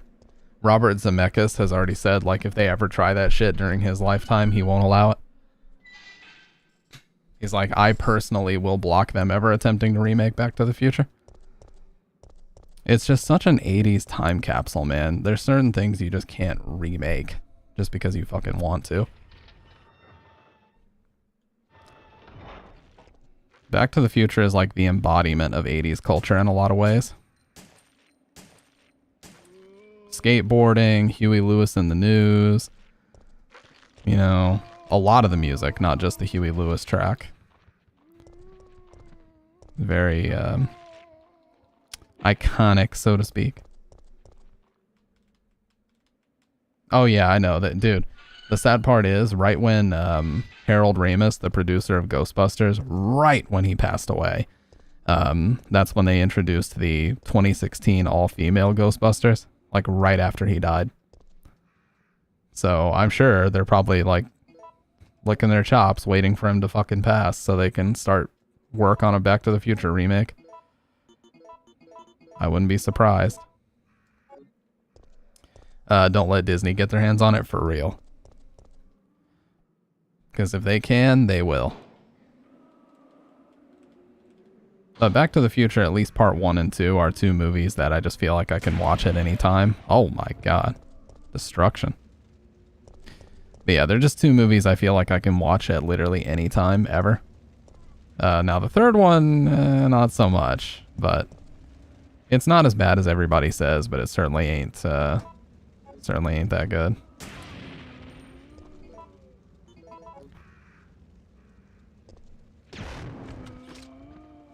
Bitch. Lasagna. T-Series ain't nothing but a... I'm sorry. That's very old YouTube reference. I won't say that again. It was like 2015 shit. Okay, we gotta put our power cable here, but first... You're one of the survivors from the rescue team, right?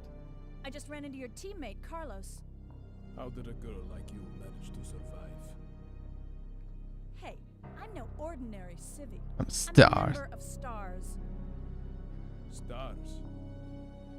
You mean the RPD Special Force Team? Hey, is someone wounded back there? Remember when everybody said, oh, Disney bought Star Wars, it won't be that bad. Look where we've ended up. Mechanics memo. I know that you're intimidated by your new job, Kevin, so let me tell you how to make sure that you and your trains get along just fine. You see, these carriages were made in 1968 and then imported from Europe. Sometimes they get rickety, but they still work because they're simple, stubborn, and strong. We can always depend on them. If they have a bad day and are malfunctioning, you'll need to take a good look at their circuits for any trouble. Once you discover what's wrong, you'll be able to fix it easily. I'm sure that you'll be able to avoid those nasty little malfunctions if you check these parts every day. These old trains will surely have problems if you don't remember to check them out. Just remember that if you need to replace anything, you have to choose a suitable part. When I say suitable, I mean even if you can't find another original part, you'd better find something that works good enough. Even with regard to oil, you must always prepare good quality oil for these trains. Never forget, Kevin, that a man may betray others, but a machine won't. Truer words never spoken, Mr. Mechanic. Oh, this looks bad. They're coming. Get ready. Fire. Fire. Stay together. Calm down. You're safe now. Everything is gonna be okay.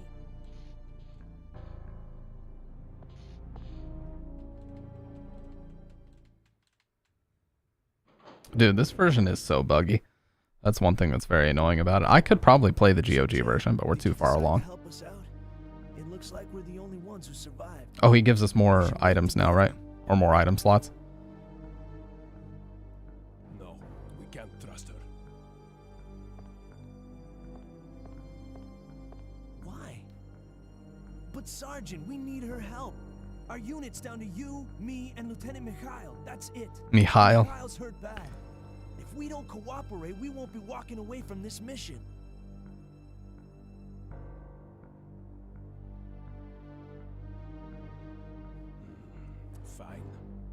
Then let's go over our plan. We're moving to the clock tower area, which is the designated Yeah, Mikhail. zone for the I extraction. love how they say it. Once we get there and give the signal, the chopper will fly in and pull us out.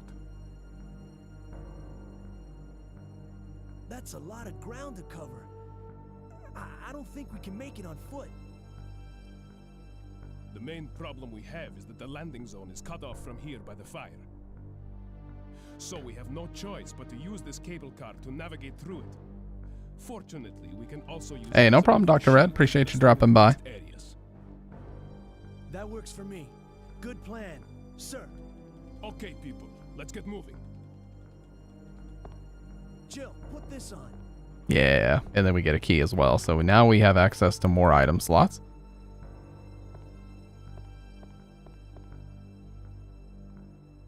And there's our wrench. All right, so that just opened up everything for us.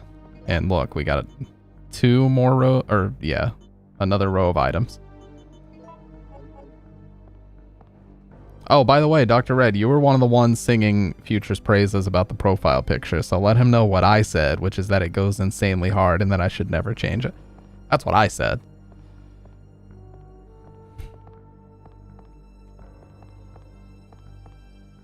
So anybody else saying it is just reinforcing the truth. You know, like in The Simpsons, and that's the tooth.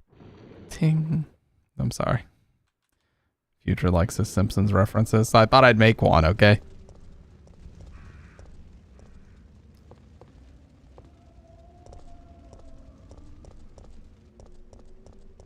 What was that episode? Was it the episode about the dental plan with the guy who said, like, he had one tooth left and he called it Old Chopper? And he, like, opens a can of beer with it? Like, what the fuck? Dude, early Simpsons was so fucking funny. It's actually absurd how funny it used to be. Somewhere around the neighborhood of like 1999 is when it stopped being funny. Yeah, old Choppy. Is this gonna work? Oh, you piece of shit. I think that was my last one. Oh, you son of a bitch. Well, I am just gonna run. Okay, perfect. I got 8 bullets left and then we're fucked. But I can open the gas station now, which is how we're gonna get our oil. So we can get our oil up here because I can use the wrench on the rusted crank and spin it.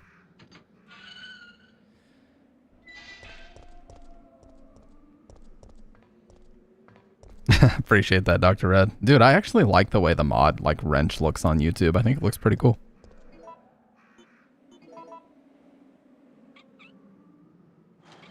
I love that little squeaky sound it makes. That sound is all over the PS1 trilogy.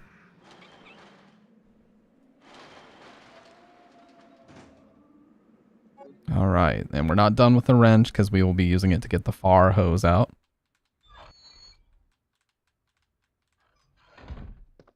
Oh, look at this. Don't mind if I do.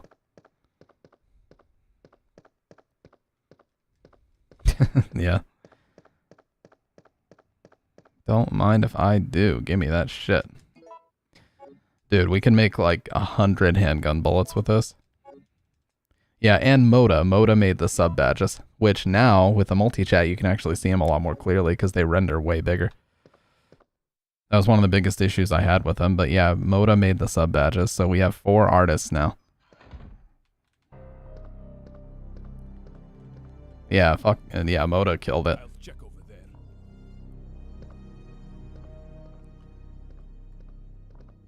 What are you doing here, dude? Did I ask for this? Did I ask for your fucking opinion? Storage to maintain the temperature level of the oil.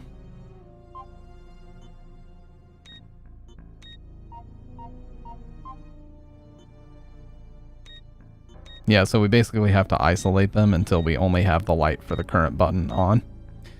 So we're trying to isolate A now.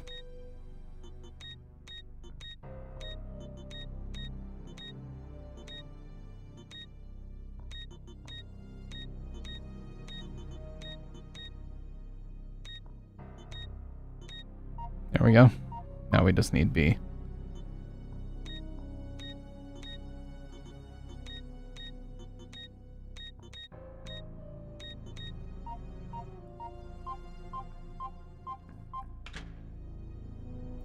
Yeah, machine oil, and we'll have to mix this as well with that stuff we get out of the freezer.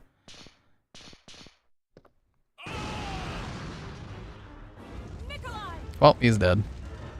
Goodbye. Goodbye. Dude, your set of badges is pretty sweet though, Future. Sword, radio, artist. Dude, those badges are pretty fucking sick. Look at that, that's real credentials right there. That's what that is, dude. That's real credentials.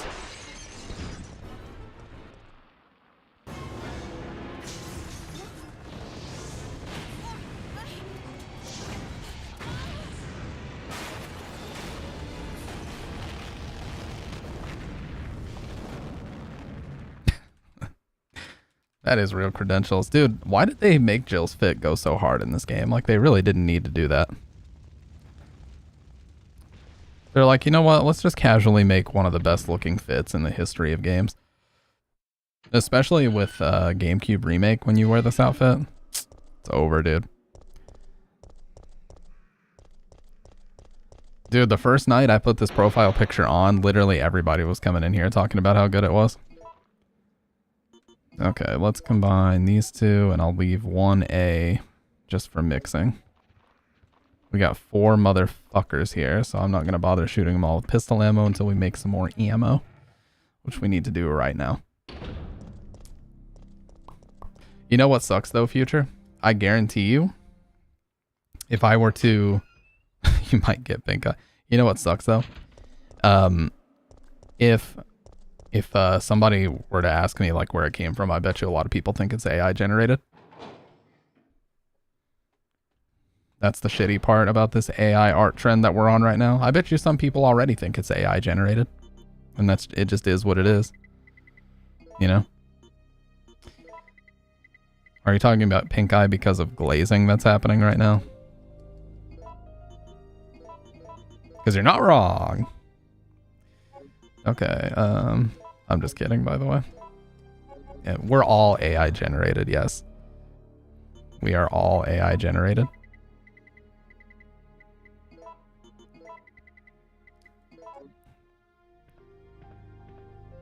We're all bots on the internet. You know the dead internet theory, right? We all fall into that in one way or another. Let's go ahead and rotate. I haven't rotated saves yet. Existential, yeah. Existential dread hoots all around. So we have 4 artists. We've got Future, Gummy, Mag, and Moda. The 4 horsemen, dude. I was talking to Doc about his like comment. Oh, okay. Because he's glazing. Oh my god. Dr. Red catching strays for no reason, dude. Alright. Putting first aid sprays up because they fuck your rank up. It's better to use herbs. We already have a full heal. Plenty of ammo. Already saved. Let's go.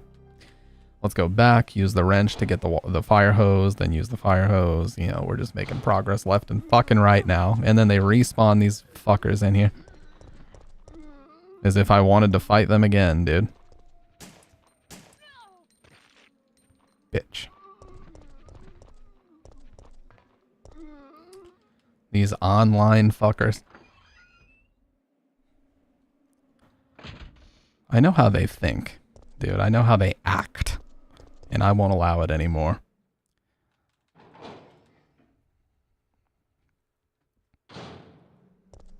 You already saved too many times to care about rank. You know, you're not wrong. You're actually very much right about that. You are very much right about that.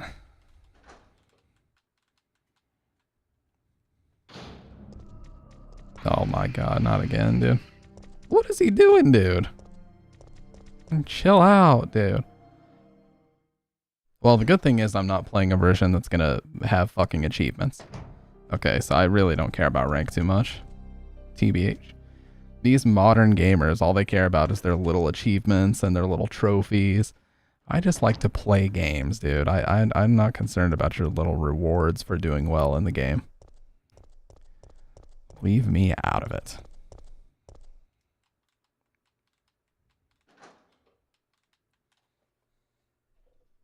It's true.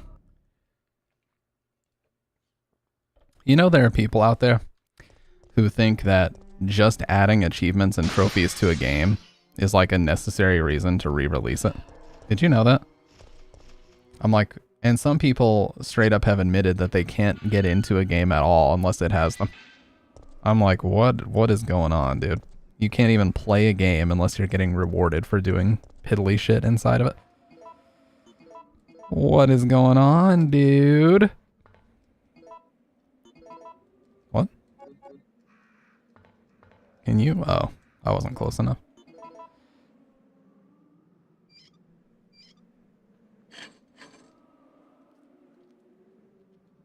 All right. Doing the Dr. Zoidberg? Yeah, for real. Oh, yeah, we don't need the wrench anymore. Nice. True passion is when you jizz to the sound of an achievement. Now, that's true if I've ever heard it. They call me Wario because I'm one-upping my friends on the trophy boards. It's like a jewelry store up in here. There's so much platinum. Bro! Oh my god, the turbo fucked me right there.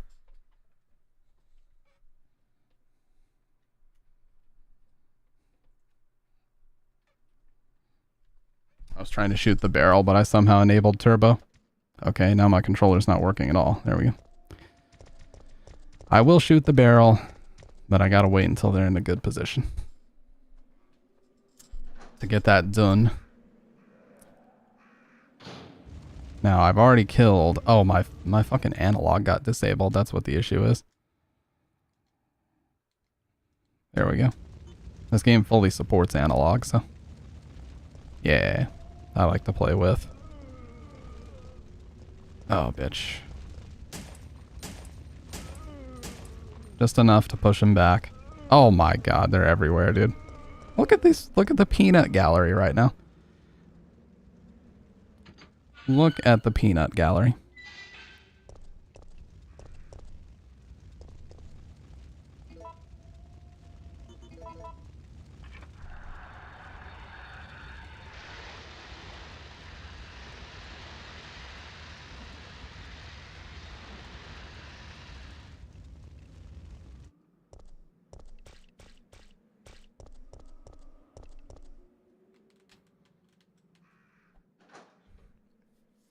But no, that is one problem that I do have. If I was to make a video of like my problems with modern gaming, which I'm sure nobody would want to hear, that would certainly be one of them.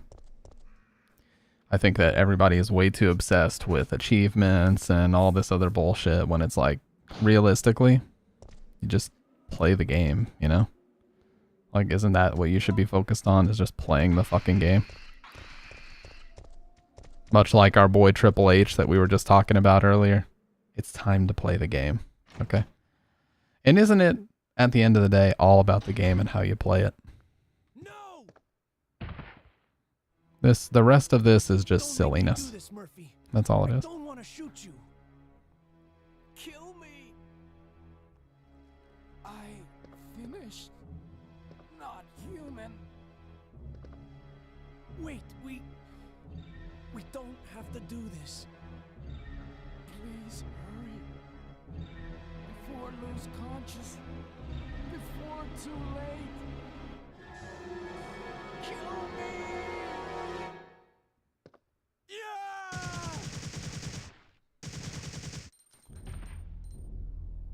See, I always wonder if it's like a 28 days later situation where if they get the blood on them or inside their bloodstream, wouldn't they also be infected? No.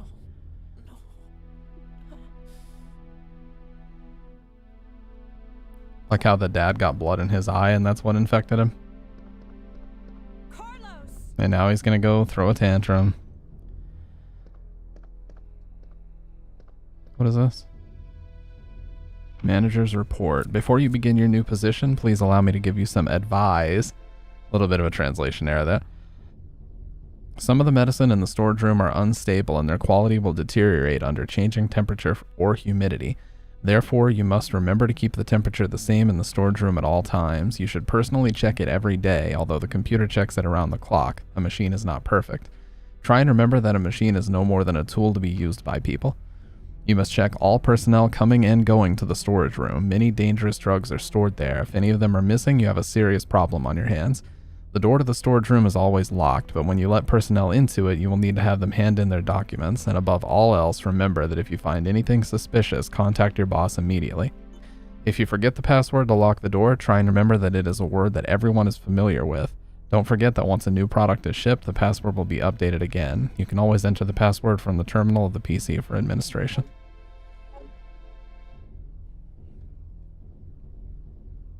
Oh yeah. We have to watch the TV to see what the new product is. AquaCure. Had everything to do with the water supply, so presumably the viral infection would be transmittable via bodily fluids. Yeah, it would almost have to be.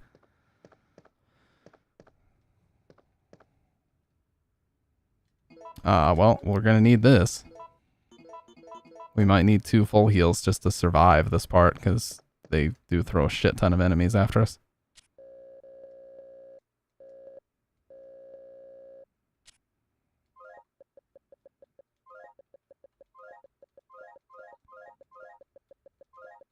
What? Aqua cues?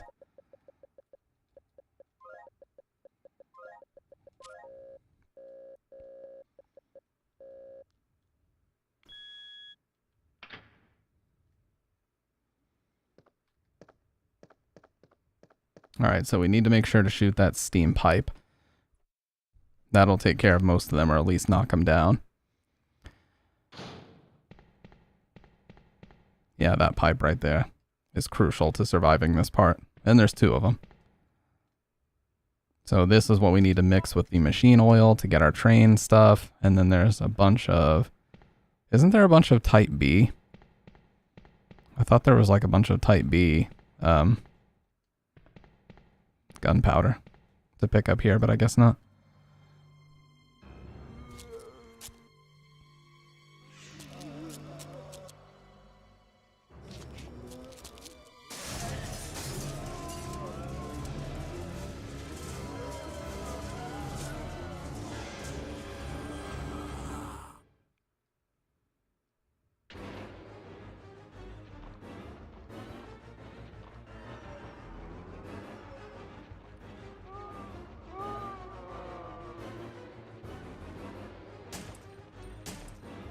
Well, great start.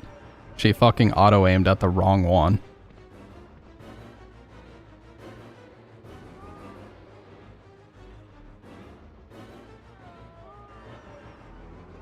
So once they come down here, we'll shoot this.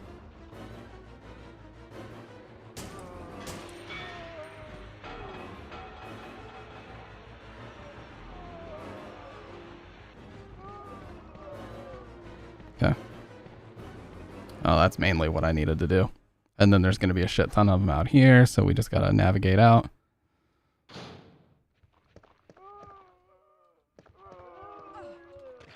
All right. That works. Nice. Now I'm going to heal once because we got to escape these 2 hunters out here.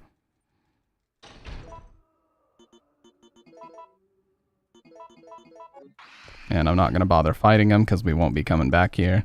We're just going to leave. Okay, that works. That works. I'll take it.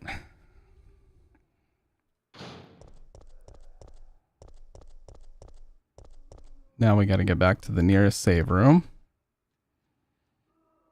which should be right out here. Past where we just put the water out, it's just to the right. Or left. Yeah, we're actually gonna go.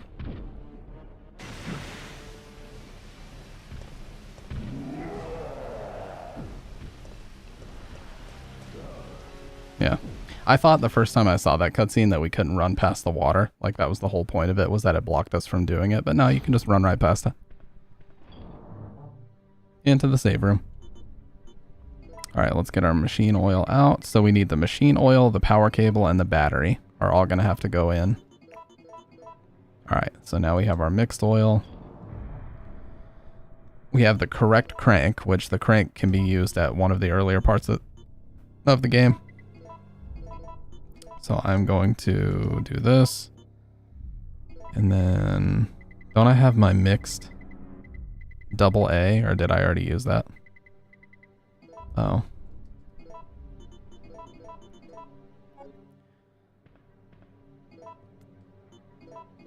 Yeah, so basically right toward the beginning of the game where we were running after Brad, there's a part. For real. There's a part where we can use this crank and get a shit ton of ammo. There's going to be a lot of enemies in the way, but I want to try to use it anyways. I've got 2 full heals in case things go south.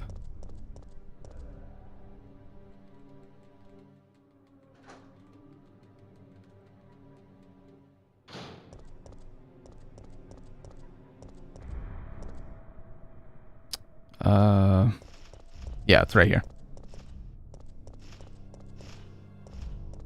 So if we use the crank here,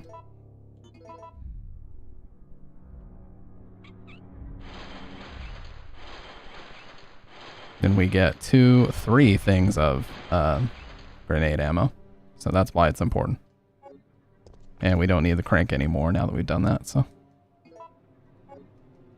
18 grenade rounds, totally worth it.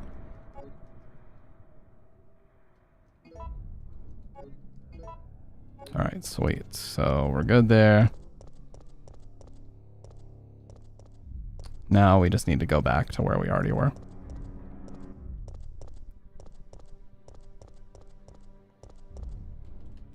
And we need to go back to where those guys busted out of that gate next to the statue. Because that's where we're going to need to be next. But before we do that, I'm going to grab this because this body also has some stuff on it. Oh, it's just photo A. Now, after you grab this photo, if you go back, a bunch of them break out. So we're just not going to do that. We're just going to leave. All right. You piece of shit.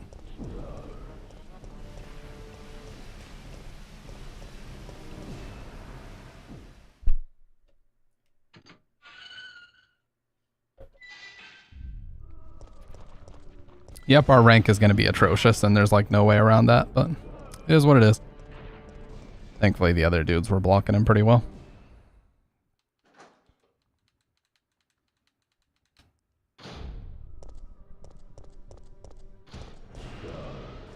Oh shit. What? Dude, it didn't even stop him. Bullshit. It's like he's some kind of super bioweapon. How could he get away with this, dude? Did they make him designed to take these types of hits? Because if so, that's bullshit. Yeah, he just tanked it. He cared not at all about what I was doing. You know what I would love to watch is a world record speedrun of this on hard mode. I would love to watch that. Oh, now I believe on the way back we're gonna have to fight this worm thing too, if I remember right. I don't know if the trigger is the oil being completed, but I think this is where this happens. Yep. Well, I don't have any grenade launcher, so this is gonna be fun. But can't you just leave? I think Wang told me that you can just leave before you actually have to fight this thing.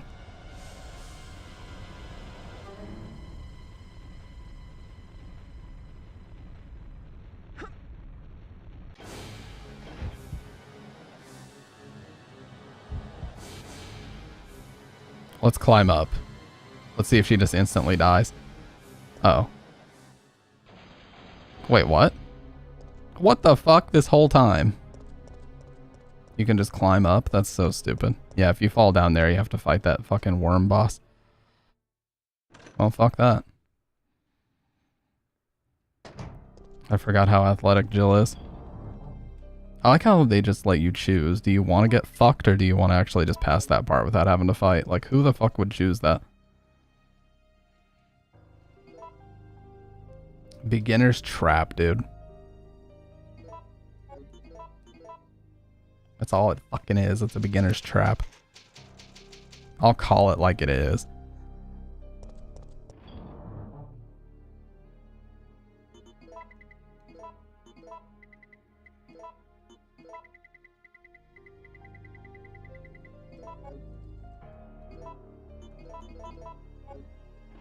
I don't think I have any key items that I need. I mean, obviously I can put the power cable and the mixed oil in the train, but we don't necessarily need all those items until they're all together, so. Babby's first biohazard, yeah.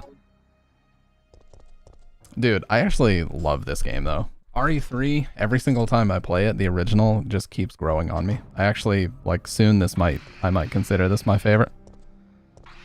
I gotta say, I fucking love it. Doing the Zoidberg again. Get him out of here with that Zoidberg ass shit.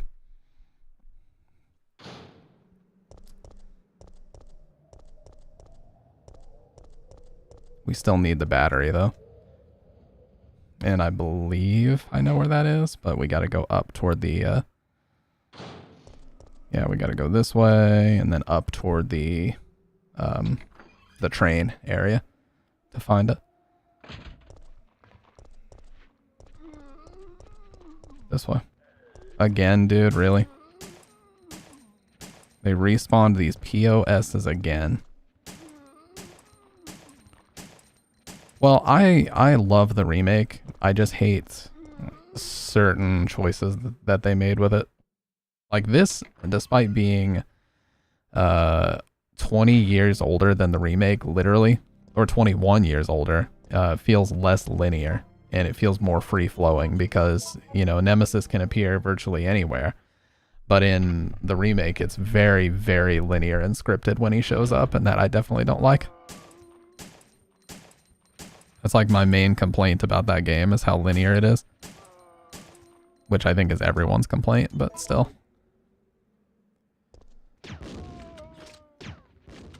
What?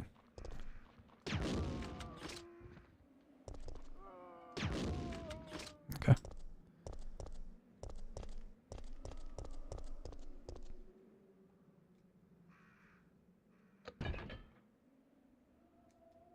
Yeah, so, oh, okay, I think this is where we get the battery. It can hold something in its hand, so yeah, we need to go take, yeah, I know. This is where we go down to where the restaurant is, so yeah, we're almost past the first half of the game now. Just to, you know, just took me a little bit to get back into the swing of things. You guys were calling me old, you were saying I was a washed up old coot, and you were kind of accurate, and now here we are.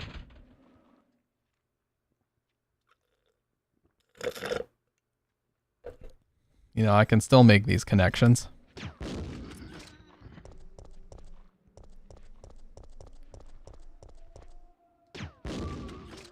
I gotta stop wasting this, dude. Yeah, a washed up old coot. You all said it, not me. Yeah, right. I think there's two.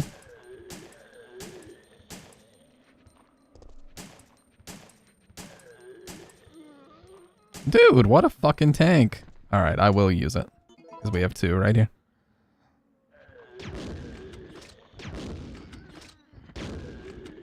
God. I really wish I didn't have to. God, can you stop fucking... God! Stop spawning enemies in my way, dude. Just because you didn't utter the words doesn't mean you weren't implying that I wasn't an old coot. You could have very easily been implying that. You know what I'm saying?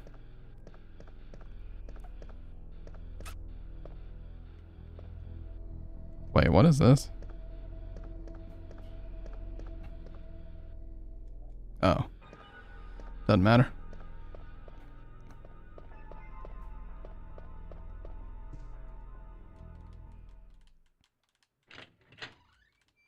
Alright, now after this, we should be good to put everything in the train and move on to the second part.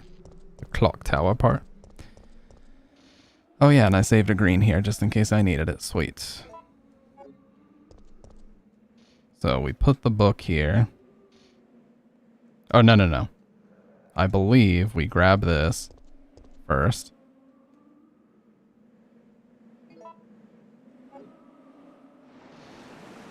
Nope. I was wrong. So we put the compass here. Use the book on the outside, then grab the compass, I believe. And the compass is what we take back to the statue.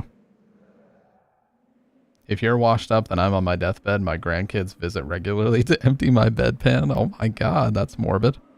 At least they visit, though. That's nice.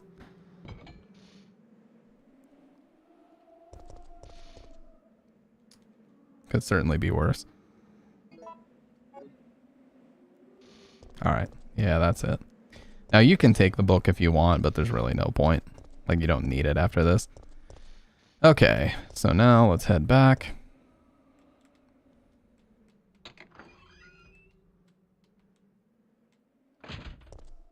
Up to the top. The layout of the city is a little bit confusing.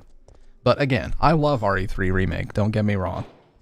It's an incredibly fun game. It really is. I love the dodge mechanic. It's actually one of my favorite mechanics in modern Resident Evil, period. Absolutely love the dodge mechanic. It's such a blast. But it's just not that good. The time they spent like cutting shit out is just very disappointing. They cut way too much out of that game. No question. Way, way, way too much got cut out.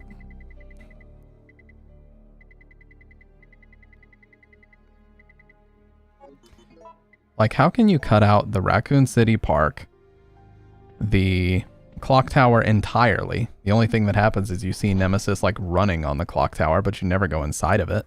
How can you cut out those two sections entirely and call it Resident Evil 3? It's not even a real remake. It's like 60% of the real game, if even that, you know?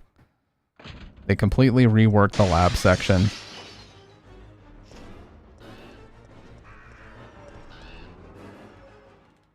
Completely reworked the lab section, and it was, again, made very linear. But to be fair, they did have to match the lab section with RE2 Remake, because you're in the same lab. Rushed, yeah. And it was also outsourced. You probably already know that, though. Alright, we got everything we need to get our train going.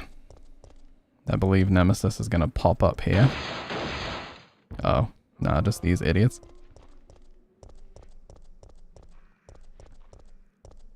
Goodbye.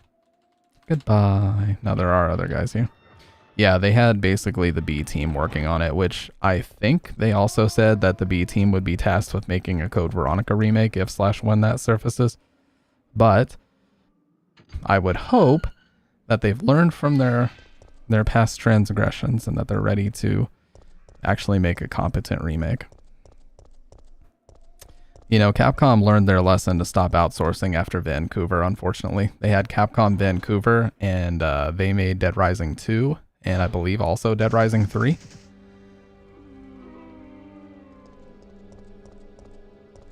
Out of the way, Mihail.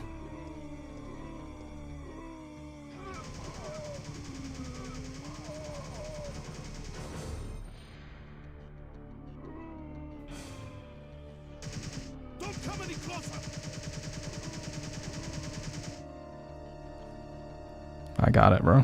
Oh, shit, I forgot this part.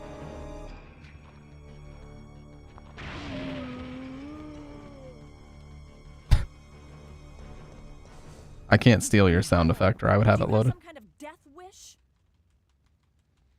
My people, they were wiped out by these monsters. I can't stop just because I'm wounded. But can't you see those monsters Sigma are also the victims of Umbrella? Are you accusing me of taking it out on them? You don't seem to understand something. We're not really involved with the company. There's no reason for any of us to take responsibility He for goes, this mess. listen, he's Scottish now. He's supposed to be Russian, now he's Scottish. And right now, that's the only reason why I'm trying to cooperate with you. My man slipped into a different accent entirely in the booth.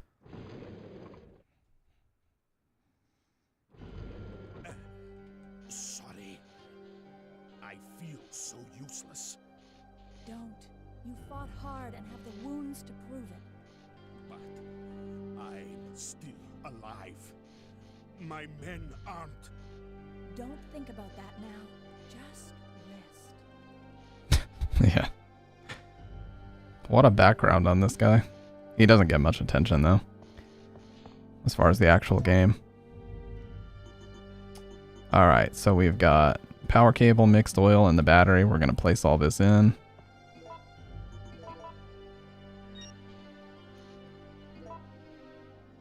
Resident Evil. It wouldn't be Resident Evil without batteries, power cables, and cranks.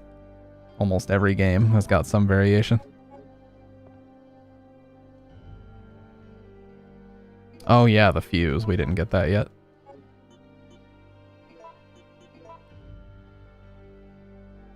Yeah. We have to use the battery on the elevator to go grab the fuse. That's the last thing. I forgot about that. Let's go do that. But we're mostly there now.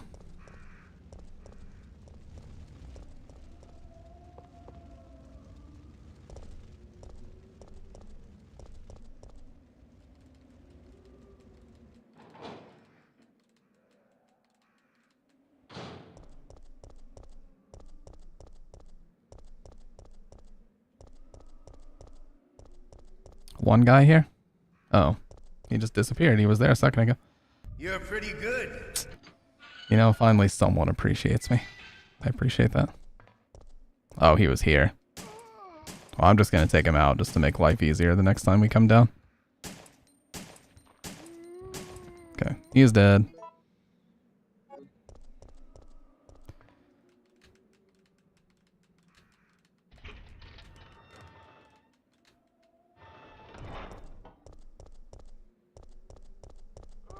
What? I guess he's the one straggling or straggler survivor.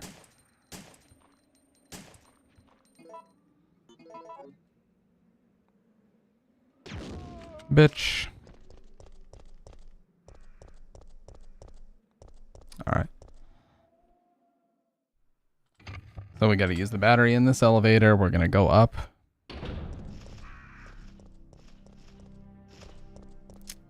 I really want to save again, but I won't. I'll just grab heals.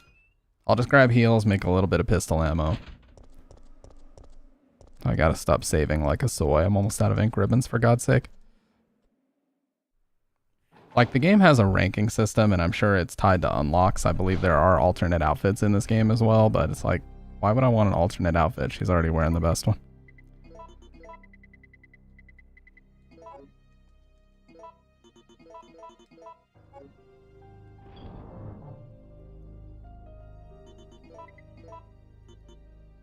Yeah, we're good here. I don't think we need anything else. I'll bring this just in case we find shotgun shells.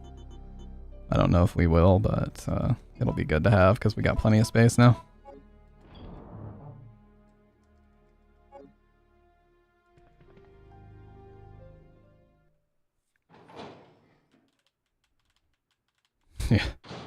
Yeah, dude, especially in the remake, they made it kind of weird, though. I don't know if she's supposed to be wearing a skirt, but they changed it to a skirt where it's like, it looks like a skirt from the front, but you can see it's actually shorts in the back. And people actually have theorized, I'm not kidding, they actually have theorized this, that they did it to prevent people from intentionally upskirting her. Because apparently that's a big problem in Japan. That's why a lot of times in Japanese games now, they have like, if there is a scene where, you know, an unintentional upskirt can happen, they just make it like a black void under the skirt so that people don't go around doing it intentionally. That's pretty bad when you have to design games around people trying to do that.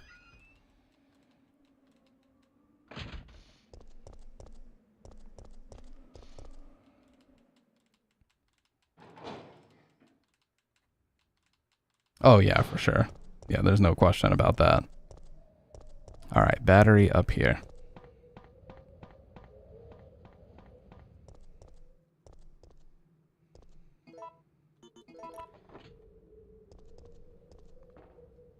We haven't had shotgun shells in a minute. I'm pretty sure we find some up here, though.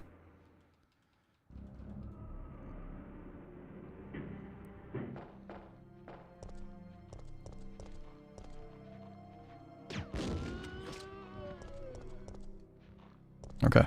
Now this can mostly be handled by one pistol bullet. There we go. And then there's just a couple left.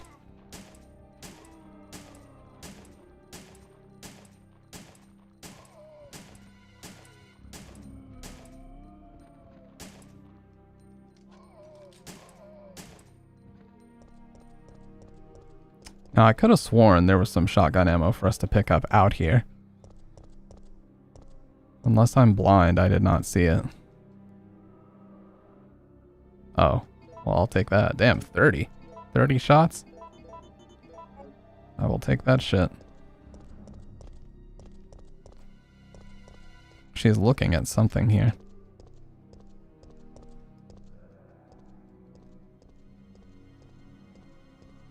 Unless she's just looking at bodies.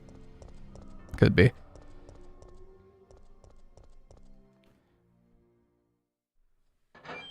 Alright.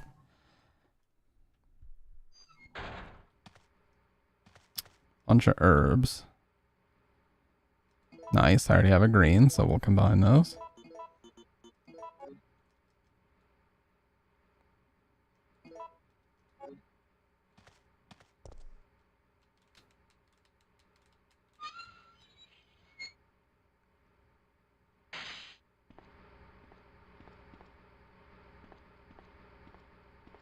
Oh, this is where the Type Bs are. I was wondering.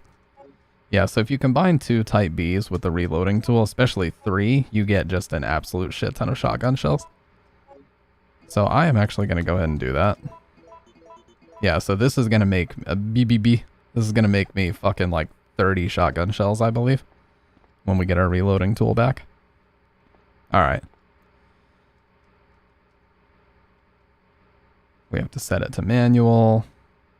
And then make our adjustments here. Yeah, so they only let us open 1 of 2. So we can either choose to open the left door or the right door.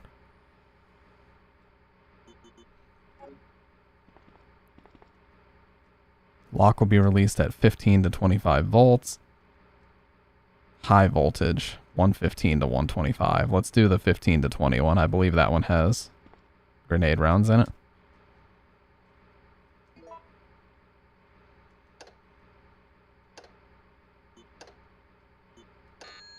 Nope.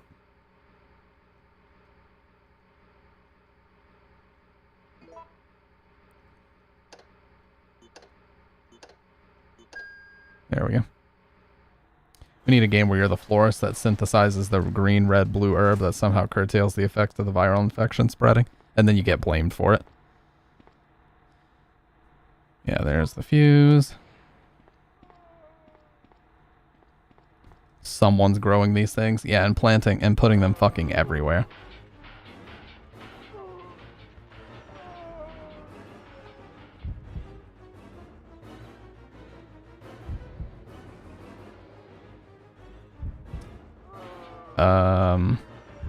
If you increase electricity output, I think it kills them all. Let's do that. But you also can't get in either of the rooms anymore.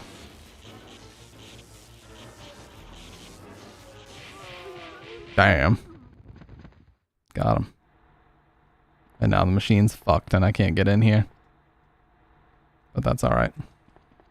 We have our BBB mixture. We're chilling. I gotta sneeze. Okay, we're good. Oh yeah, we can't use the emergency exit. We just go through here. Dude, I cannot wait to see how many fucking shotgun shells we're about to make. Is gonna be crazy. See, Wang would probably know what was in that other room. I forget though. I feel like I opened it once upon a time and it was just like grenade rounds or something. Alright, now we officially have everything we need to get to the second half of the game. Which is the clock tower, you know the thing. All those segments. But before that, you already know, we gotta check this reloading tool. The second half, yeah. I was watching a video about a World's Strongest Men diet, and Eddie Hall was in that, and he was talking about eating half a family cheesecake. And then later on, he's like, later on I'll finish the other half. Literally the other half.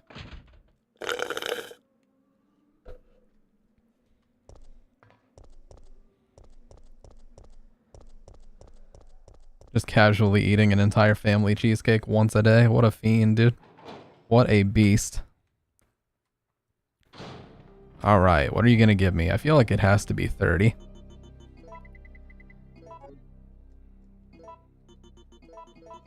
Oh my god. 30 fucking shotgun shells. We are loaded, boys. Absolutely loaded.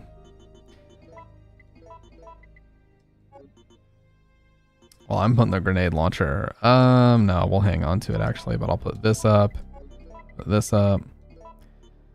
and this. Now we're chilling.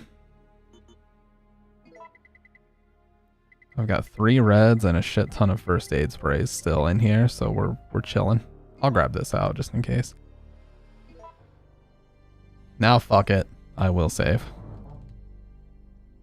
Yeah, no, his daily diet is insane. You would have to see it. But basically, him and another guy named Brian Shaw. Brian Shaw's a 4-time World's Strongest Man winner. They're both retired from competitive strongman now. But in their peaks, they were both eating like 10,000 plus calories. Brian was eating in excess of 12,000 plus calories sometimes when he was like on his peak competition days. Like, they would have to go to Costco and spend $500 to $600 just for a week of food. Just for them. Like, that's not even counting their family's food. It's insane. You basically have to invest so much fucking money just in all your meals.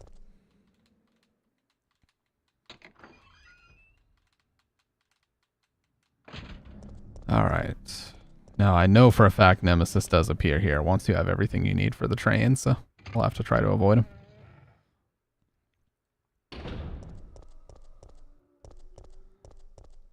And yeah, both of them use cheesecake a lot before they would do particular lifts. Oh, bitch. You got dodged. A guy named Magnus, you pull a freighter with your teeth. Oh, yeah. There's also Half Thor Bjornsson. He was one of the guys who played the Mountain in Game of Thrones. Because they were like 2 different guys. But he played the Mountain in Game of Thrones. And he was also a competitive strongman for a while.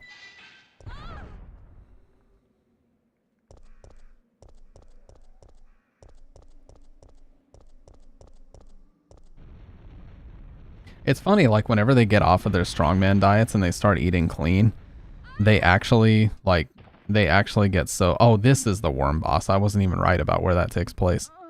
Yeah, the worm boss is right here. But anyways, once they get off their strongman diets and they start eating clean, they get shredded, like, instantly. Like, in a matter of months, they're shredded. Without all that excess, like, water weight and shit on them.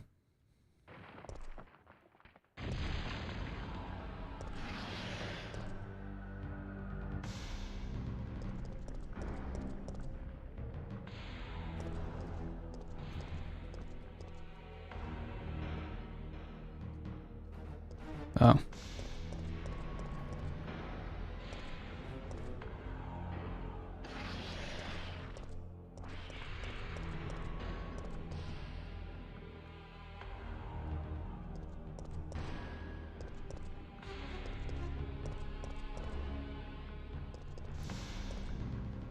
Oh no, I don't know if they use gear or not, but I would be very surprised if they didn't.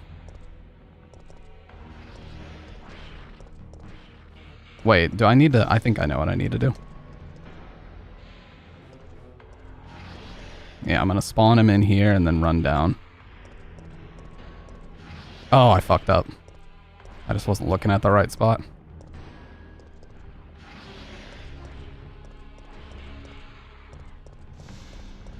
I fucked up again.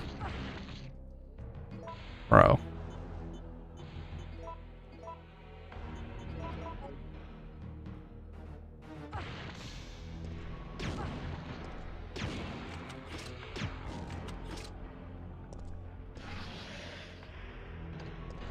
Yeah.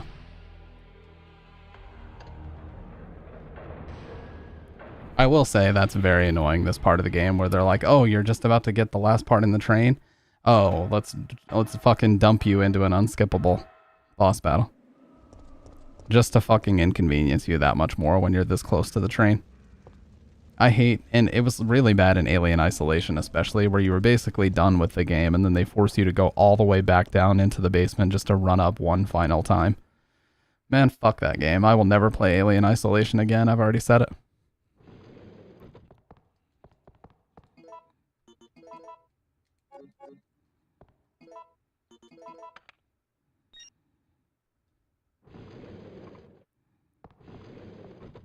Carlos, I'm sorry about Murphy, but there was nothing you could have done.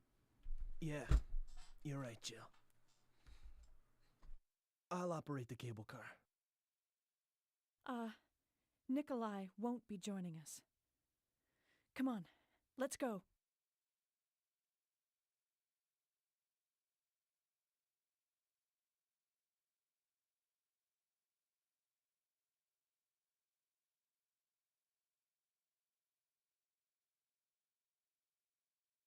My bad, just had to blow my nose.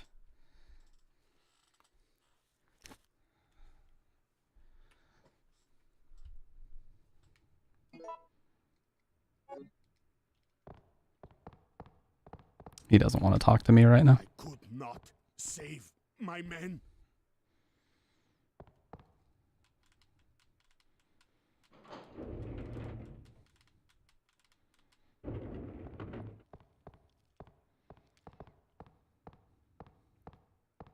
It's looking good.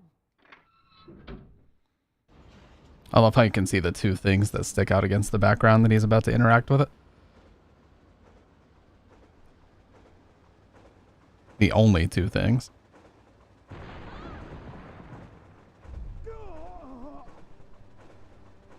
Mikhail!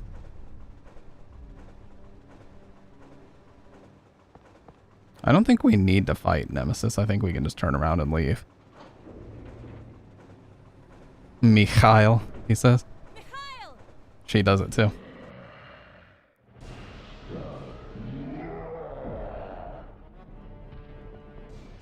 Jill, get out of the cable car now! Mikhail, wait, don't! Get out of here! Hurry!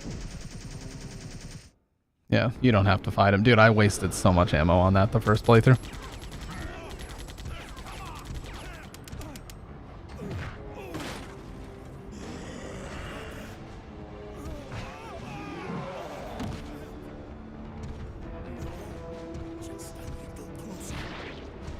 Yeah, this is a fucking Sigma move he pulls here.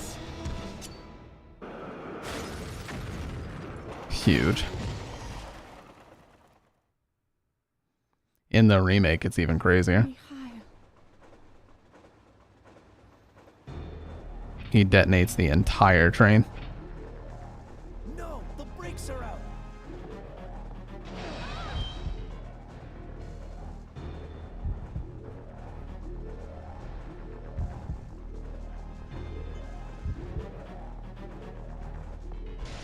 This must be it. Dead.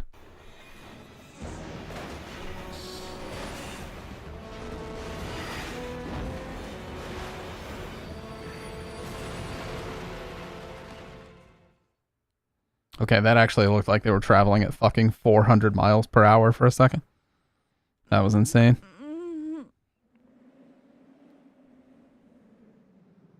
It's like in Final Fantasy VII, the train cutscene where Sid is like desperately trying to get it to brake, and then in the actual moment when you're pulling the levers, it looks like it's going 500 miles per hour, but then right when it switches to the cutscene, it slows down at the perfect time. How convenient, dude. How convenient. Yeah, if you jump out the window, you end up already inside the clock tower and you don't have to do this. Oh, get these motherfuckers. Yeah, convenient. At like Mount Corel or whatever. Whenever Cloud is being soy and he's like in his wheelchair or whatever, because he's got Mako poisoning. That's my least favorite part of Final Fantasy VII, when you're just running around as Tifa and the rest of like the remaining Avalanche crew while Cloud is in the wheelchair, like, and he's just sitting there useless. Like, I get it, like they had to have one at least slow part, but that part just annoys me, dude. Running around doing a damn collectathon as Sid and Tifa. And then right after you finally, you know, are getting ready to escape, you know, they run into, they drop into the live stream, and then you have to sit for 30 minutes while a massive flashback cutscene plays. Alright, this is just one part.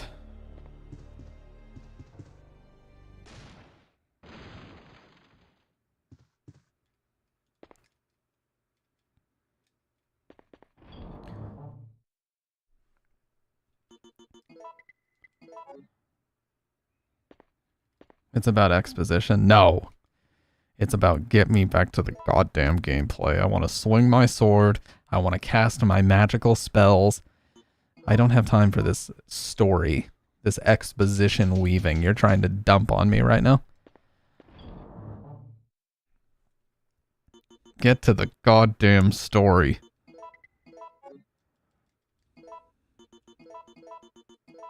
Boom. Oh my god. 41 shotgun shells. We are popping TF off right now. Look at this, dude. I'm putting this up. We don't even need this.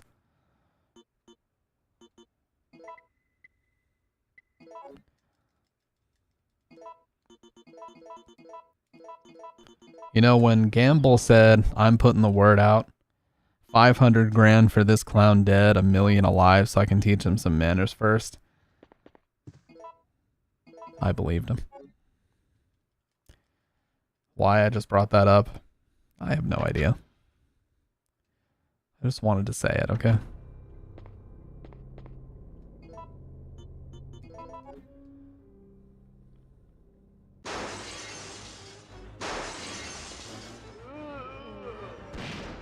Oh my god, the triple.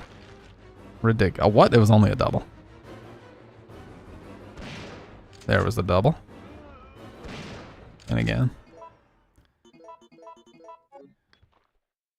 Yeah, so whenever they put out the HD collection for Final Fantasy X and X-2, they reintroduced what the international version originally had, which was the advanced sphere grid, which was basically the sphere grid that they decided was too complex for Americans to understand, so they just axed it from the US release. But yeah, it was ridiculously complex, and like the skill trees and the progression and everything, so I understand why they did it.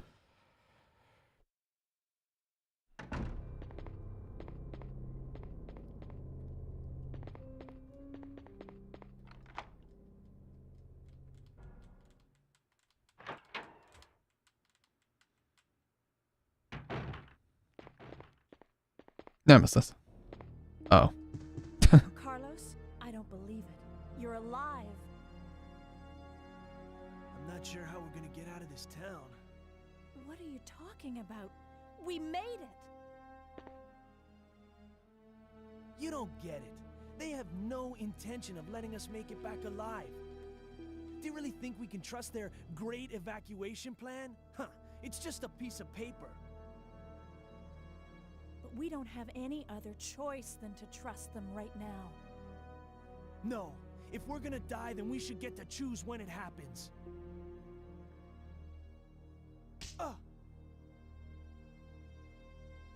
So that's it then, huh? You're giving up? No. I can't handle it. Yeah, stop crying, Carlos. Get over it. Stop whining and crying. Get over it.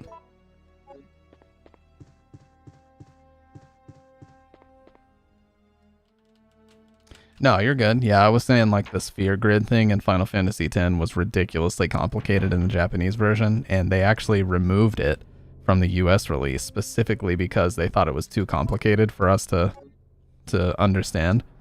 And they weren't entirely wrong. Order for UBCS Echo Team. Wipe out the downtown area of the infestation and then evacuate the remaining citizens to the clock tower. Among the civilians, remember to give priority to the employees of Umbrella's affiliates. Remember to stay alert because the infected have a high endurance rate and will strike without hesitation. Evacuation procedure. 1. Once the mission is complete or when it becomes too impossible to accomplish, evacuate immediately. 2. We'll deploy a helicopter that is waiting in the suburbs to the yard in front of the clock tower. 3. When you're ready for evacuation, ring the bell of the clock tower to signal the helicopter. Oh, it's another type B. I see it sitting here. Oh, it's a first aid spray. Yeah, and then isn't 10-2 like universally reviled, kind of?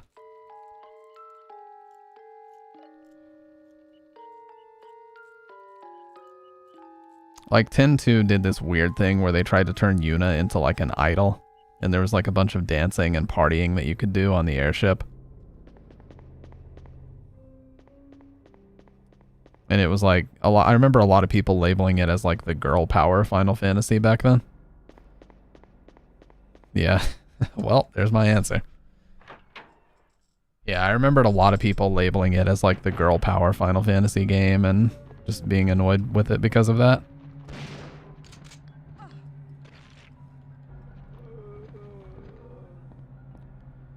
There's some shotgun shells in here. I know it. I'm just gonna wait for dude to get up and... Oh my god, I almost took another hit there. Tidus, yeah, I refuse, by the way, to accept the fact that they say his name is supposed to be pronounced Tidus. I refuse. Pain was hot? I don't remember who that is. I know Lulu had like massive tits. I do remember that.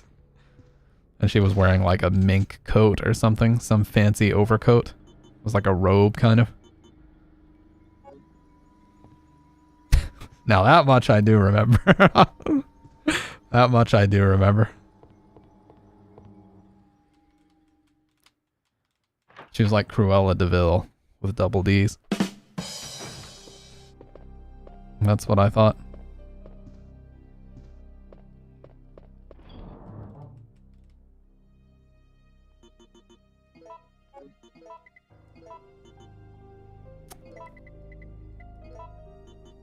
Oh yeah, I think there's also some stuff in here.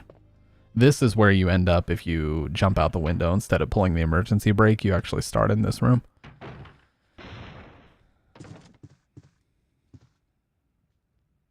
Yeah, and there's the other part of the clock tower key. So we combine these two, and it gives us the...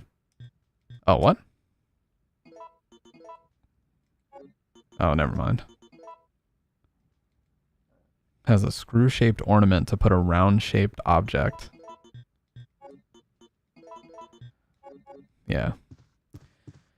Lulu was Waka. Yeah, dude, every time I hear Waka talk, I can't help but hear Bender from Futurama, because it's the same voice actor. John DiMaggio. I much prefer any Japanese game with voice acting to be in Japanese. That's just me. Yeah, I'm not going to bother fighting these guys. John DiMaggio was also in Vampire the Masquerade Bloodlines. He was like the tutorial guy, teaching you how the combat mechanics and stuff worked.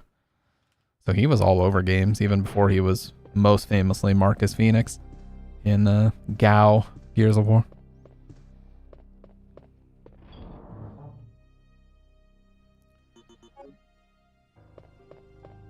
Oh yeah, let's do this puzzle here, where we have to do the clocks. Now this one was tough for me. I had to not look up a guide, but I had to get some guidance from the chat on this one the first time I did it. The God of Time is etched under the keyhole. Oh yeah, it won't work. I think we need to go to the second floor.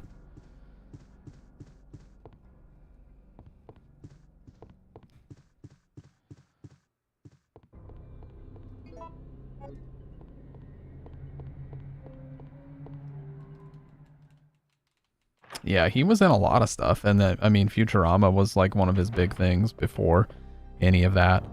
Like, he was doing Futurama for 2 years before he got the Final Fantasy X part.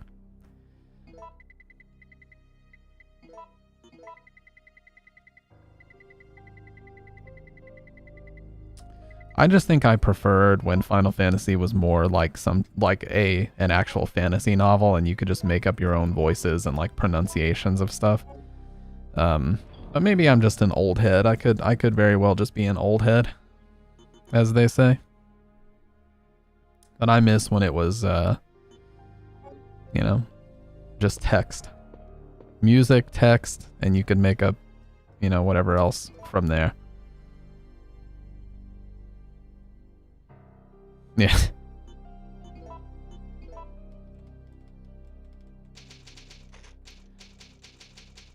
That's why I prefer Japanese voice, because if I can't tell the voice acting is bad, that automatically makes the experience better for me. Just saying. Alright.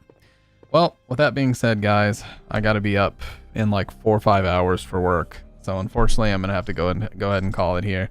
No raid or anything tonight. We're just gonna go ahead and call it. So with that being said, you guys have a great rest of the night. I'm gonna break the chains on room 302 in 3, 2, 1. We'll try to finish this before the end of the week.